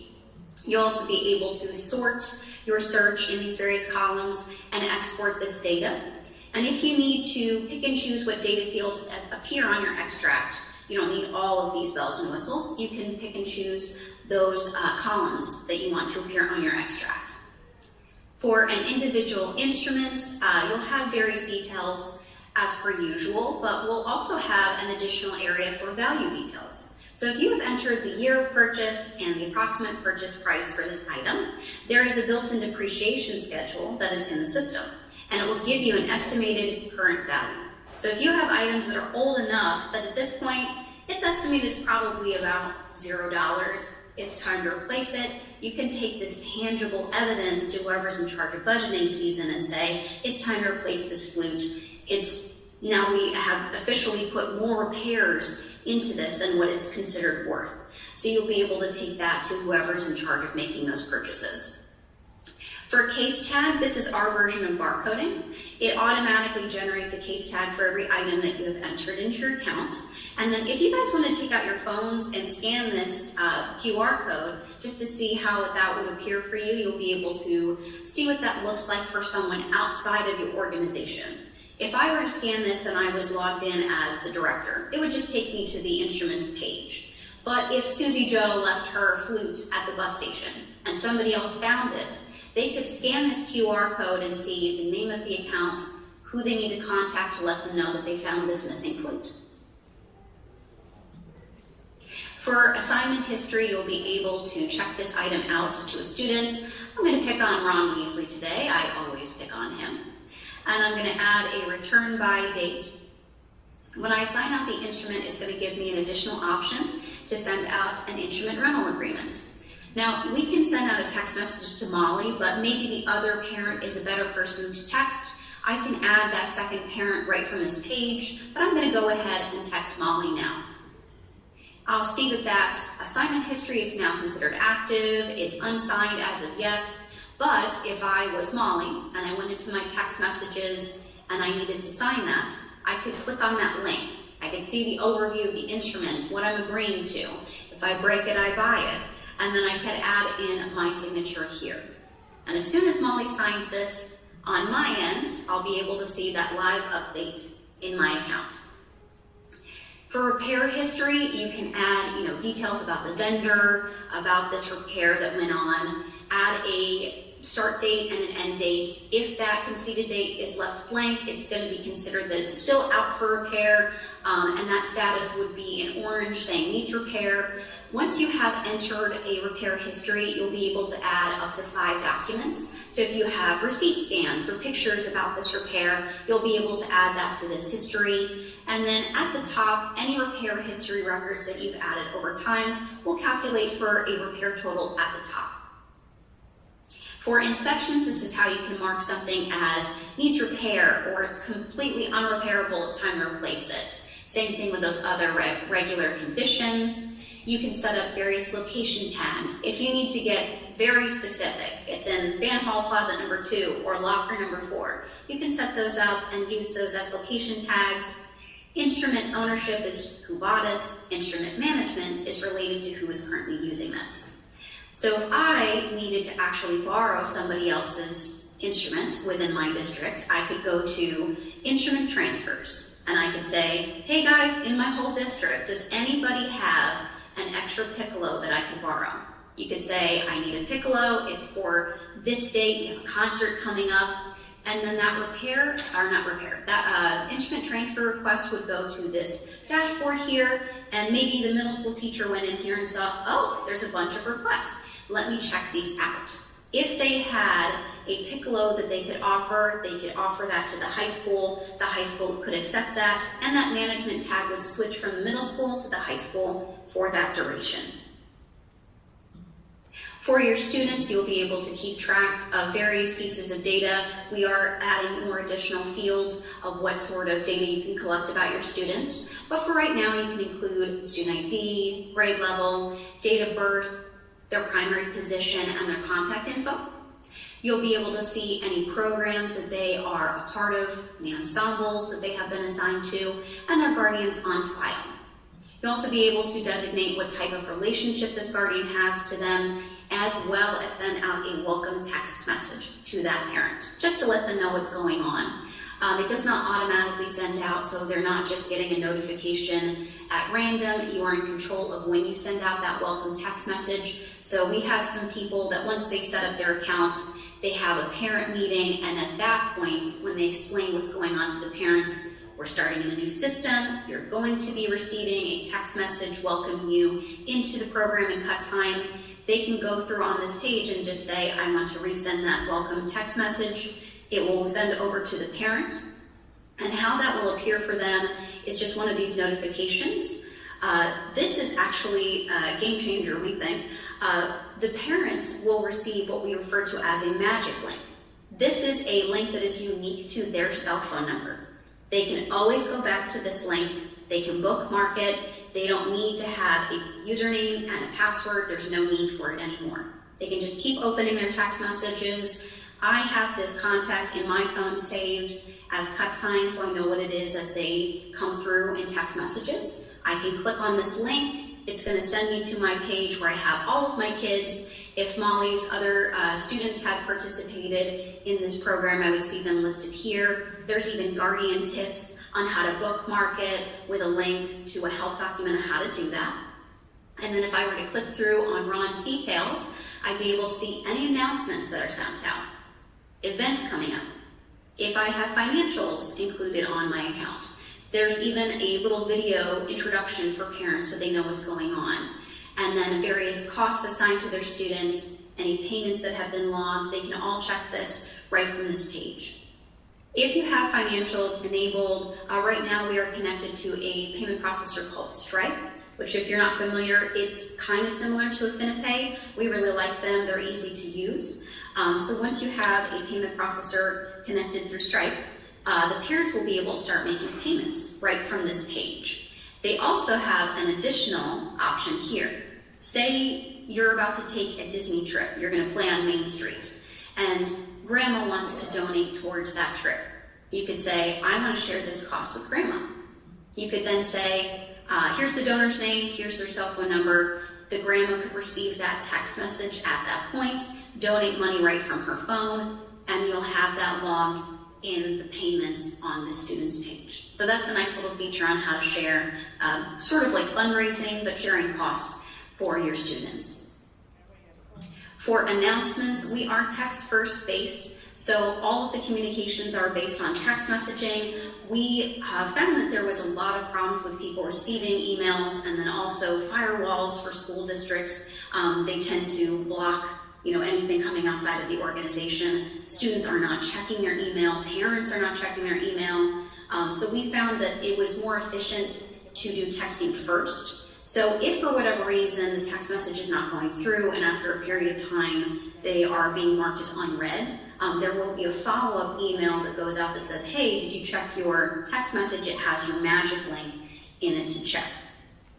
But you can say, I want to add a new announcement. Right now we have it so you can select what program, so band, or maybe a specific ensemble group. Later on we'll have additional options for filtering, not just the guardians, but the students as well, or specific grouping of people, or that kind of thing. That will be coming, it's not available quite yet. But for now you can say, I want to text everybody in my concert band. I'm going to say, compose an announcement. This will go out to my guardians that are connected to anybody in concert band. I could add a subject line here like, the band practice time has changed, just a reminder, and then add in details here. If you guys send out monthly newsletters and it's stored on a blog or something, you can include the link to that newsletter on this content area here. But how it will appear for the parent, it's not this long paragraph of information. How it will appear for the parent is like this. They'll see, this teacher texted from this organization. Here's the message subject line. Please click through here to see that full message. It'll always take them back to that magic link, this landing page where they can then go through, see announcements, and see that full announcement here. Maybe it's don't forget your uniform. Here's details of when we're leaving tomorrow morning. Whatever that might be, they can expand that right from their student's page. They don't have to read a whole thing in their phone's text message.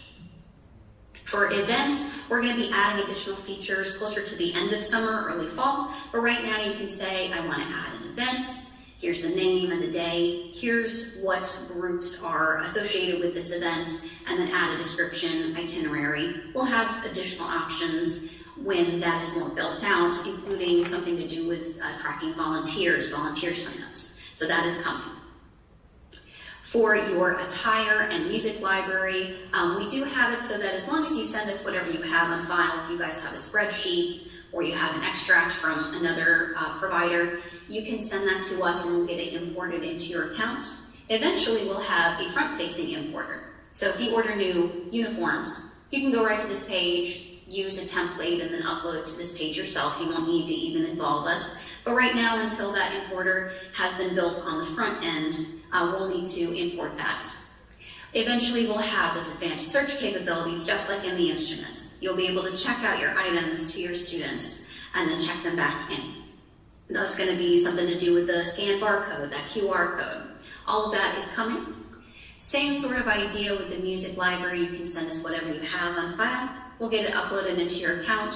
Eventually, we're going to have those search capabilities again. And one of our partners is JW Pepper. So in the classic system, we had a button where, based on the information you provided about a piece of music, you could see if JW Pepper had that in stock. You could order more copies, take a listen to it. I'm sure we'll have something very similar in here.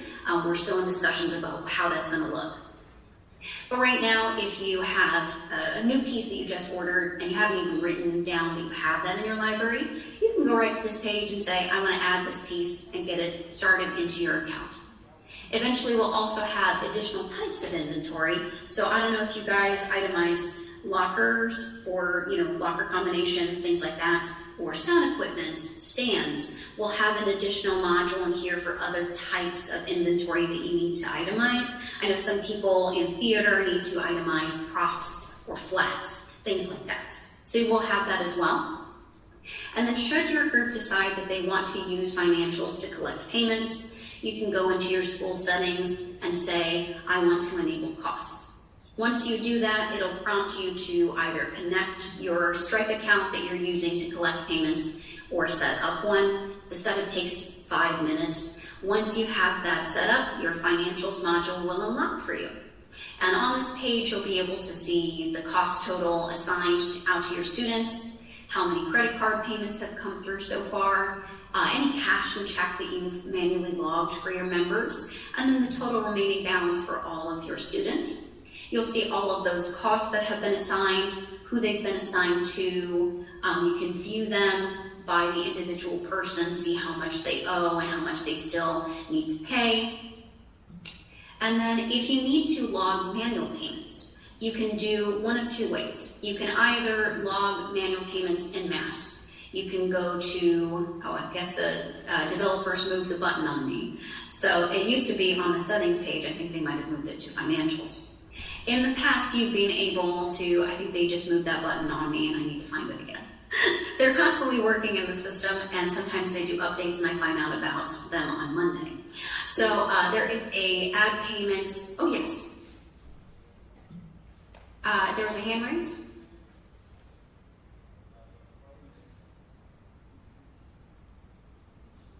Oh, okay. Sure, do you guys have any questions before I let you go? Oh. How much? Oh yes, that's great. How much? How much? How much is the program? How much is the program? So for new users, it'll be $395 per year. And then if there are additional, there's up to or about 10 accounts. If 10 accounts want to be started, then there's additional pricing discounts.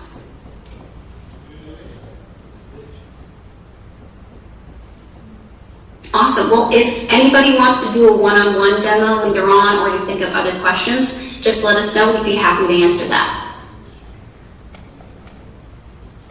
Sure. Have a great day. Bye.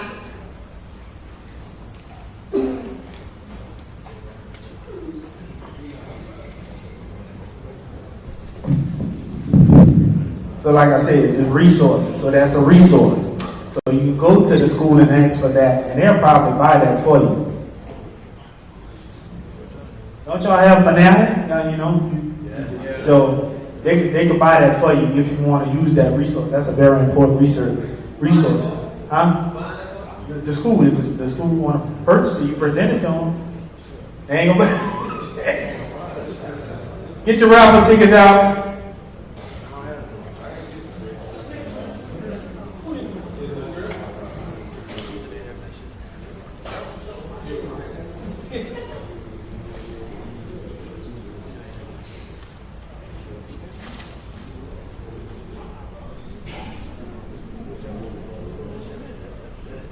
$85034.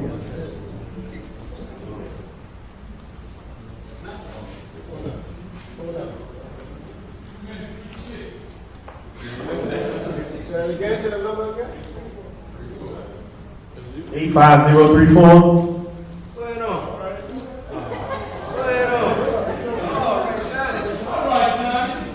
Dun dun dun dun. Dun dun dun dun dun. You just won an all-expense paid vacation.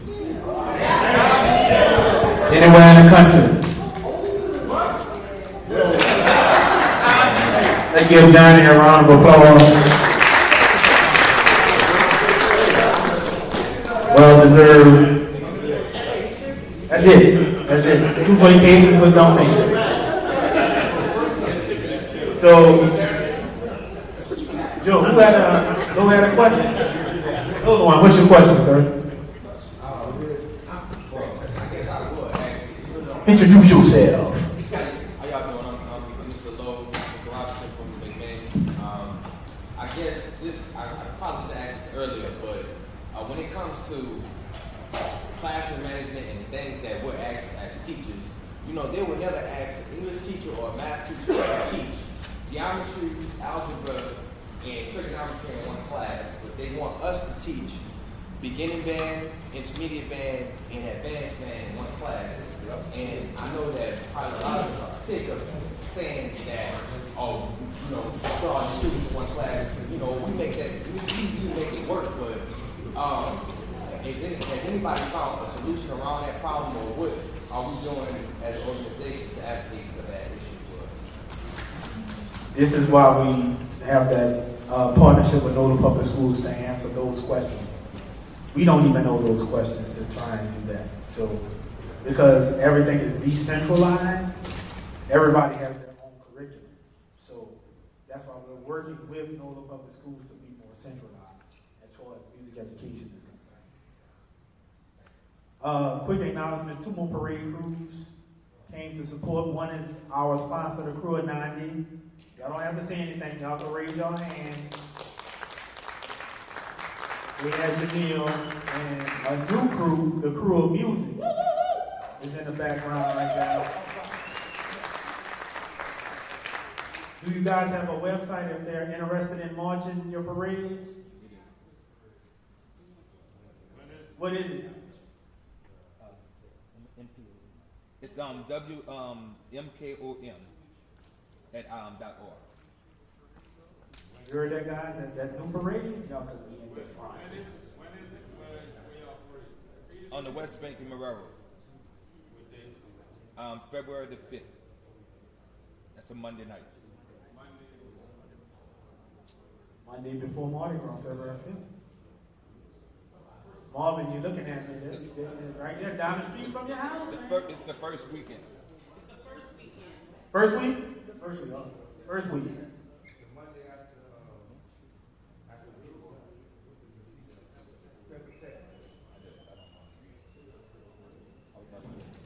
All right, so here is the floor discussion. I told you it was going to get spicy today. We kind of held it at the end. Joe is going to kind of moderate this one. But there were things said over the course of the year that we need to be solution-oriented. Will Rawlins said it one day, and then Andy Bauer said it in our convener. We have all these programs and band director meetings and all that. Everybody talks about the problem. Nobody talks about the solution. NOLA legacy is helping with part of the solution by having these things. So the number one question that's been lingering around for years. Band directors were trying to recruit my students. What's the solution to that? I want to hear from the band director. You have other band directors recruiting your students. Look, if they want to leave call, they're behind. So what's the solution for your program? Now, like, if you can handle business in your band program, you got to work on. That's one thing I see it. I know people are trying to take my band kids, but I ain't worried about it because they ain't leaving. Well, we need about like 30. Like you gotta make sure your program is appealing to your kids to the point where like it's not even an option trying to leave the program. That's just my personal opinion. Like does it happen? I mean, I know for a fact kids come back. The thing is, ain't nothing a secret. Kids don't tell you. Your bank's gonna tell you somebody trying to hide them get to go to school. So like it ain't. I don't know why we're trying to be sneaky about it. Right. But if you're selling your program is that special to that student, then you have nothing to worry about because they're going to be loyal to you and their home program.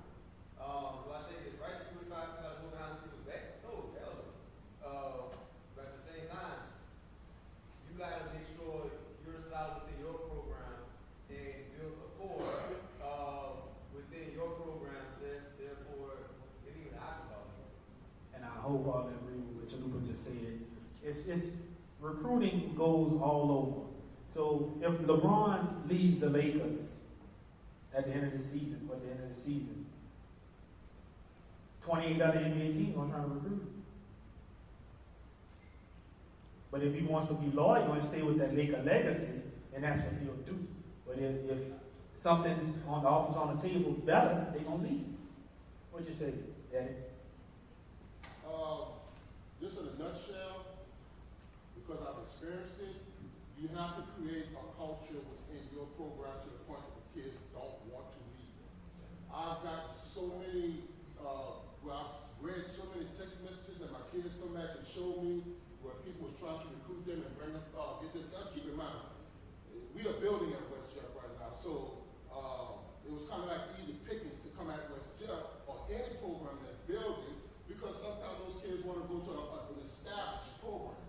But if you can already build the culture within your program to the point that those kids don't want to leave, it doesn't matter what anybody else say, they're going to stay right there. I didn't lose not one kid behind all of the text messages that they were trying to recruit, because the culture was already set to the point that they don't want to leave. They understand the vision, they understand where we're going, they understand what we're trying to achieve, so they want to be a part of that. If you try to make it, if you make it aware that your program is even if it's not to your standards, but your program at that point in time, because of what they accomplished, is special, and they help achieve what we've done so far, they're not going to want to go anywhere. They're going to stay right where they're at. I mean no harm, but as a high school band director, you have no business texting another high school student to come to your program. Period. Like, that's so disrespectful. First of all, to me, I wouldn't respect you as a director because you're disrespecting the other program that you're trying to take them from for whatever reason. You're disrespecting the band director that you're trying to take them from for whatever reason. Like, there are situations where high school students transfer all the time. Now, you have a situation where it's like, I'm at West Jeff, but I really like cars. And I keep asking my mom, hey, I want to go to car, I want to go to car. That's different. But as a band director, you're going out your way, you need to really reevaluate yourself as a director, period. And that's all I'm going to say about that. The GOATs? To explain something to y'all. I think we're looking at it in a different manner. The way I approach this is, first of all, none of these children are mine. They're technically not your children. So I don't look at them as they're mine. What I do is I look at myself to say, what do I have to do to make sure that I create an environment that these children want to stay in? Once we get to the point where we stop thinking like they're our even if I started you on trumpet in ninth grade and then now it's your senior year, you're still not mine. You know, so I have to continue to create an atmosphere and an environment, or I have to find a way to be kind of different than anybody and everybody else. Like we take this big, massive trip at the end of the year. You know, my budget is only about $80. You know, I do things to try to see if I can, like I said, they're not mine. So I have to create an environment to keep them. I just feel like mainly high school, the recruitment comes from middle school. I mean, you're going to get in, like Mr. Ron said, they're not yours. But if you have that environment, they're not going to want to leave. But I just think it's weird to seek out of the high school students. That's just me. But y'all don't have to. No, that's not just you. I think it's a respect thing too. I agree with you, because people have to look at it from different ways too. It's sometimes not always the band director. It's sometimes the band director sending the kids to recruit for their band. Now, sometimes that's done in a positive way, not meant to take from other bands, but just saying attract kids to your program. Like, for instance, I could use King, for example. If we truly want to take from other programs, we have a bigger grade base than other high schools, because, you know, we're a K through 12 school. So we wouldn't affect just high schools, we would affect middle schools and actually elementary schools too. However, we don't do that because it's a respect thing. You know, we have respect for that band director, we have respect for the city. We want the city to thrive just as much as we do, whether, you know, people see that we thrive or not. So it's more so a respect thing. However, we as band directors have to do better in the city of being respectful to other band directors too in that aspect. I've seen it because it's recently happened to us too. And it wasn't a band director that directly did it, but it was a child sent by a band director. Honestly, he's not here, otherwise I probably would have addressed that, but I'm not. So, moving forward as staff and directors, whatever you do, we have to be better. I agree, we have middle school for high school. If you're a middle school, that way we have elementary school.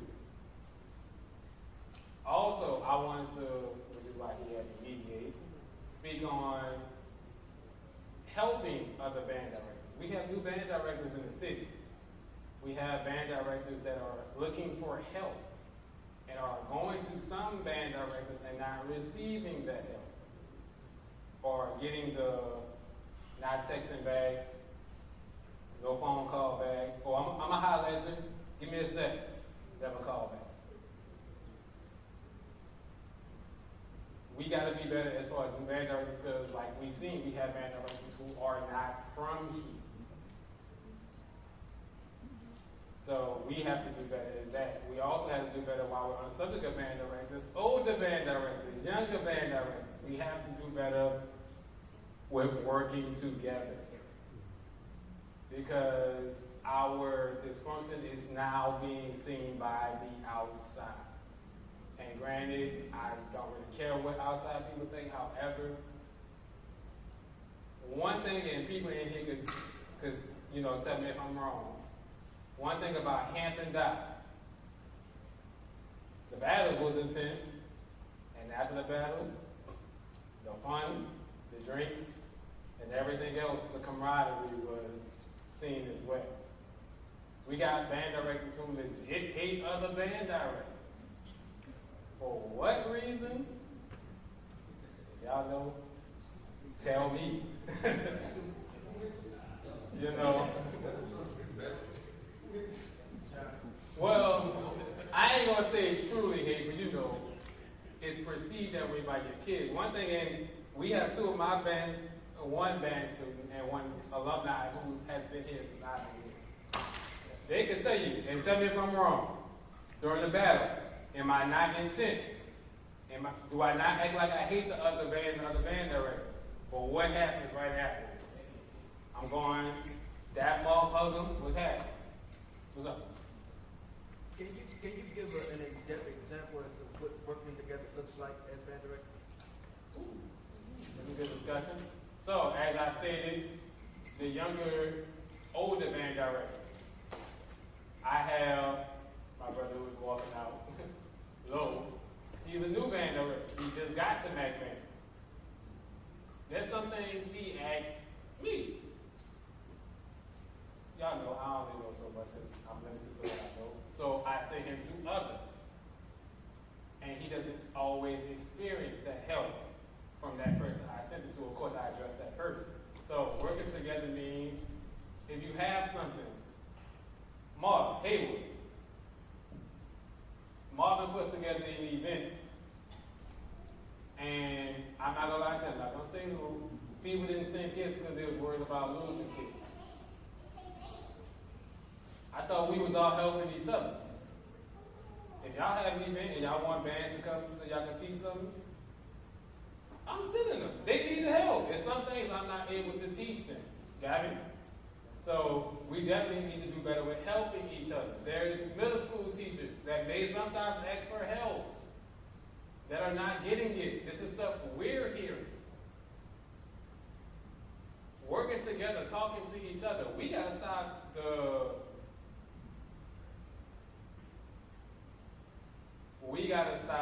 the BS and actually start bringing this back to what we are, the Mecca.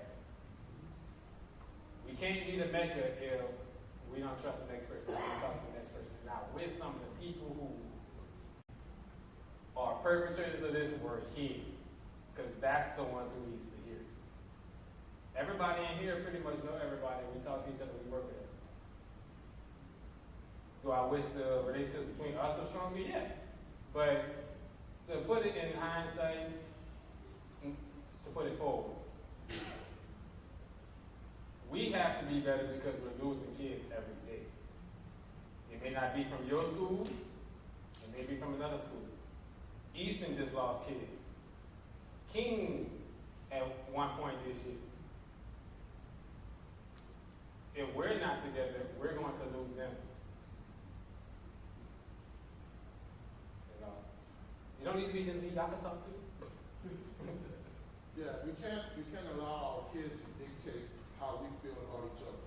In other words, our kids are supposed to be competitive. Just as we are. But sometimes what our kids do is they may get on social media, they may talk, about their band and whatever. And that's just something like hype. It's cool. But you can't allow them to dictate who we associate ourselves with or who we like. I know when I take a program, my kids coming to me telling me, I heard that you and such are beefing, and when they see us, they're gonna roll up on us. And I was like, nah. I said, our relationship is so good that people are allowing me to build my program, and they won't even touch it. And when we saw the people at parade season, I'm not saying the name, the people walked right past us. We waved at each other up, and they just kept on going. But it was only the students. You could have moved. It's cool. No, it was only the students that was actually doing that. So we have to be very, very careful on what we hear coming out of the students' mouth. And I appreciate their competitiveness because I want my kids to be competitive. But I'm not about to sit up there and listen to them tell me something about a fellow band director, and I'm not going to believe that knowing that me and this band director is cool. And I'm cool with all the band directors. Every band director here, I'm good with everybody. Oh, and FYI for all the new band directors, let's know our place, let's know our lane. My lane, technically, is field show. If you need to know anything about the field, I'm here. That's the new and old band directors. So that's a great segue into what I wanted to say. Today was more about solutions, right? So as I'm hearing Joe talk, and I'm hearing Will talk, and I'm hearing Mr. Eddie talk, and Chalupa talk, come with this solution, right? So starting next year, let's have discipline camps. And what I mean by discipline camps, have Will, have Chalupa, have Raynice, have Tremaine get together. Let's have a tuba camp. If we the Mecca, y'all the top tier at that position, so at that instrument. So let's have all your kids go over there and they can teach fundamentals.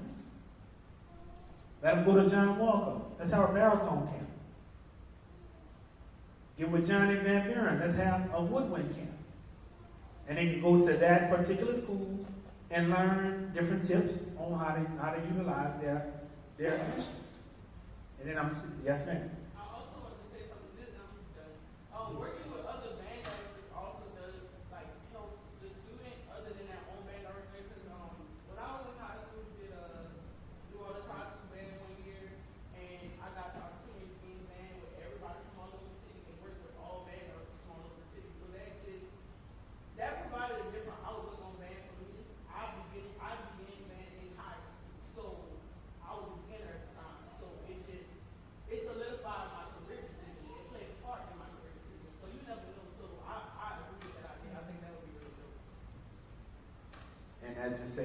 my final gift to the band directors. So as a collective, NOLA Legacy is going to attempt, no, I'm not going to say attempt, we will get together the New Orleans High School All-Star Band with the partnership of the band directors in this building. If these kids could go to NOASB, they can make it to a high school all-star band. They already have 2 gigs already. Got one in the fall, the HBCU All-Star Classic in Alabama, and you got another one, the one that was after Mardi Gras. It's like the HBCU Legends game. They reached out to us because they got tired of paying outside bands to come in, and we have all this talent in the city. So let's get together as a collective, and we got to do a Zoom call, and let's start getting an all-star band, what we known for, back together. Hey, issue is transportation. That's what it is. Because we, as a vendor collective, we already got, we can make it happen. It's a phenomenal job. Everybody's a phenomenal job trying to put things together and different partnerships. The transportation was the issue this past year. Because the transportation was, the funding for the transportation was not there. So, As a collective, we need to find a solution with that, because now, this day and age, everything is going up. So it takes about $36,000, $37,000 just for transportation. When I do a proposal and say, hey, transportation is $36,000, that's why most companies turn their back from that, because that's a lot of money for transportation. That's the issue that's going on right now with this Georgia situation. It's going to cost them $25,000 to $30,000 to move a 200-piece band from New Orleans to Atlanta. So when you do proposals, you got to find a way to insert that money some kind of way to pay for transportation. So whatever solutions that you have, bring them to the table so we can get the transportation situation taken care of. Because the opportunities are out there, they're coming to us, and we're able to help provide those resources for you. Get with the parade crews, see what they can do. Can they donate a bus for that event? We need help, and we're calling out for help. Yes, sir, Mr. Ross. As a president of NOLA Legacy, can you give it, because Larry Zavarino just said that he has almost $1.6 million that he can't attach to any one thing. He can't find something to do with. Can the New Orleans All-Star Band, which the first 2 words are New Orleans, can that be attached to NOLA? That way now you won't have, there's $1.7 million, so we won't have to worry about transportation, food, shirts, and nothing. All right, y'all want some transparency? Okay, I'll tell you some transparency. That bridge got burned years ago. So what Robin is doing is trying to rebrand to make All-Star Band look the way they look right now. A lot of stuff got burned in the past, especially with NOLA. They tried to do that. And somewhere along the way, that relationship got severed. So that's a great point, Will. I'm going to try and circle back to NOLA and try and get that thing started again to see if they can get a full funding for that program, that summer program. Any more questions? Solomon, could you come up for a second?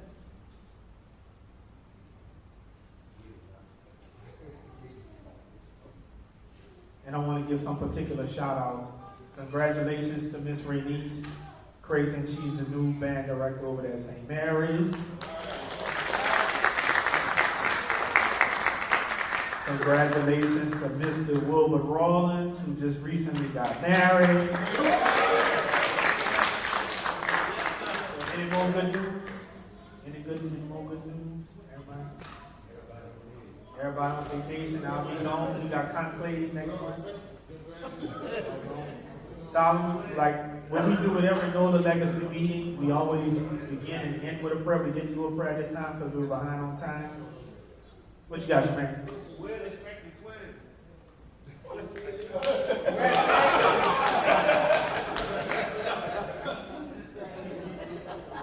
We have some guests from out of town. They came from all the way from Port Allen High's band director back there. Any more out of towners? Any more out of town? Blaze, Miss Blaze. Blaze Roberts, she just came from out of town as well. to attend this meeting. So we get people from all over the South to come see about this meeting. What NOLA Legacy does before every meeting and every after meeting, we have a prayer, and Solomon is our chaplain, serves as our chaplain, so he's going to give us the benediction so y'all can enjoy the rest of y'all 3-day vacation. Before I go into the prayer, I want to say thank you for everybody for being here. I also want to state the new combine that's coming up for next year. We're going to be introducing chorus to it, so get with your counterpart to let them know that chorus has been added to it. So that's more scholarships for your school, more scholarships for your children. Where's your name at? Tell Georgia, get like us.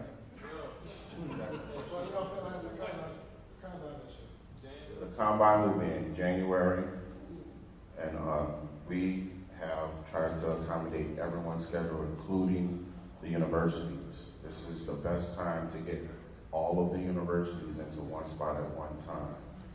So we know it will be Mardi Gras time at that same time, so that's a conflict of a lot of schedules. We know it'll be on Saturday.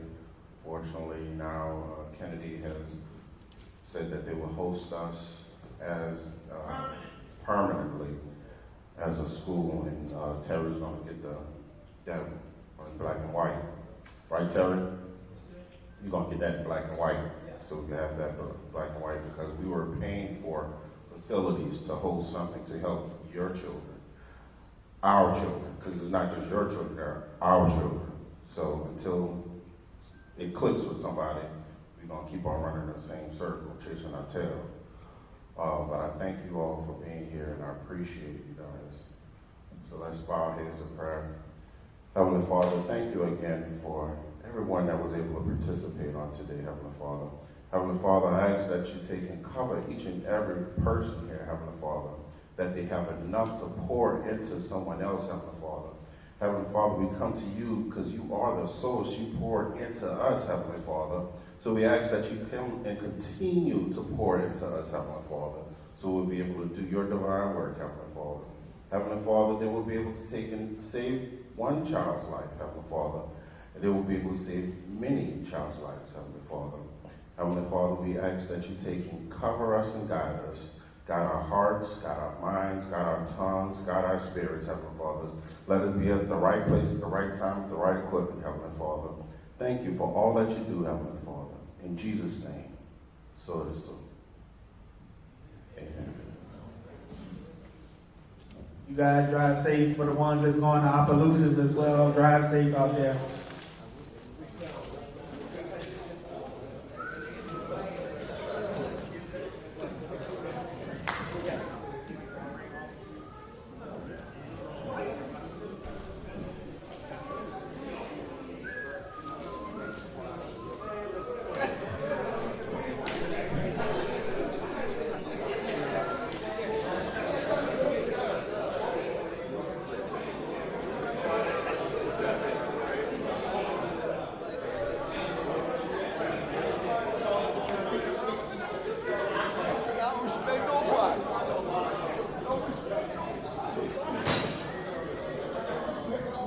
All band directors come to the stage for our annual picture. Band directors and guests for our annual picture.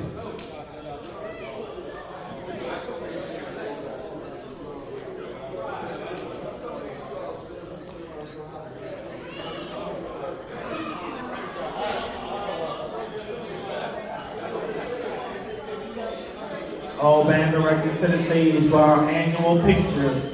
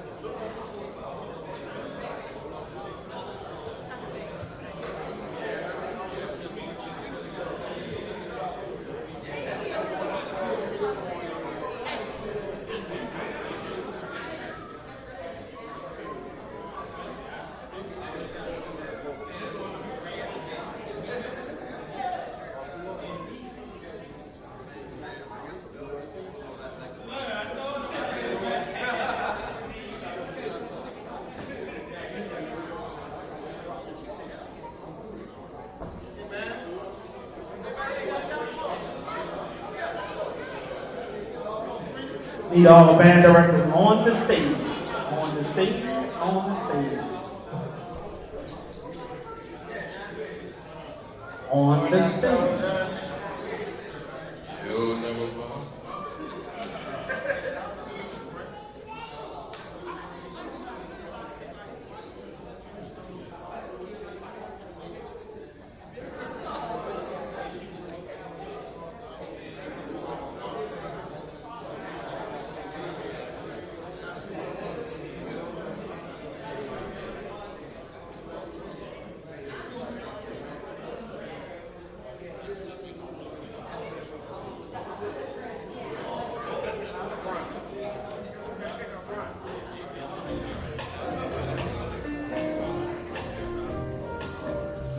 All right, everybody get together for the annual picture.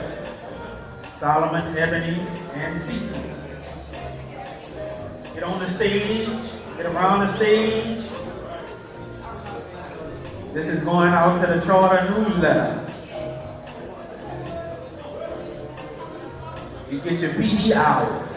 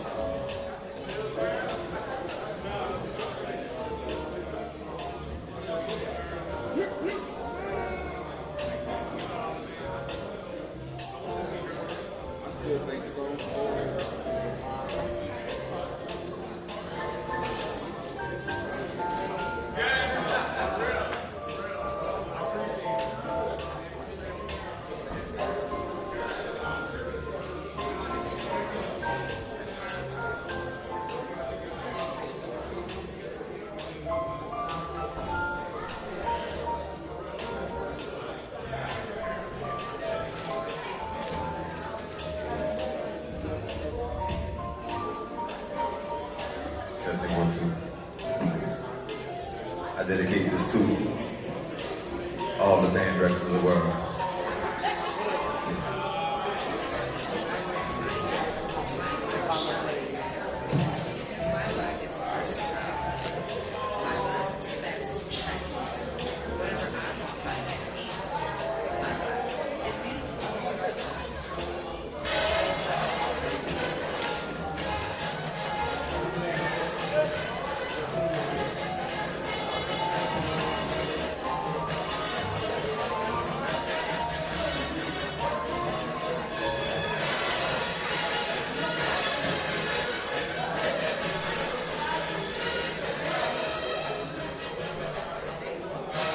Hey, you done put a real band on, bro. I don't see no blue and white. That's because you're colorblind. They ain't no blue and white. They're sharp. They're sharp. They're out of tune. I need some nice full collegiate sound of lovely sonic boom in the south.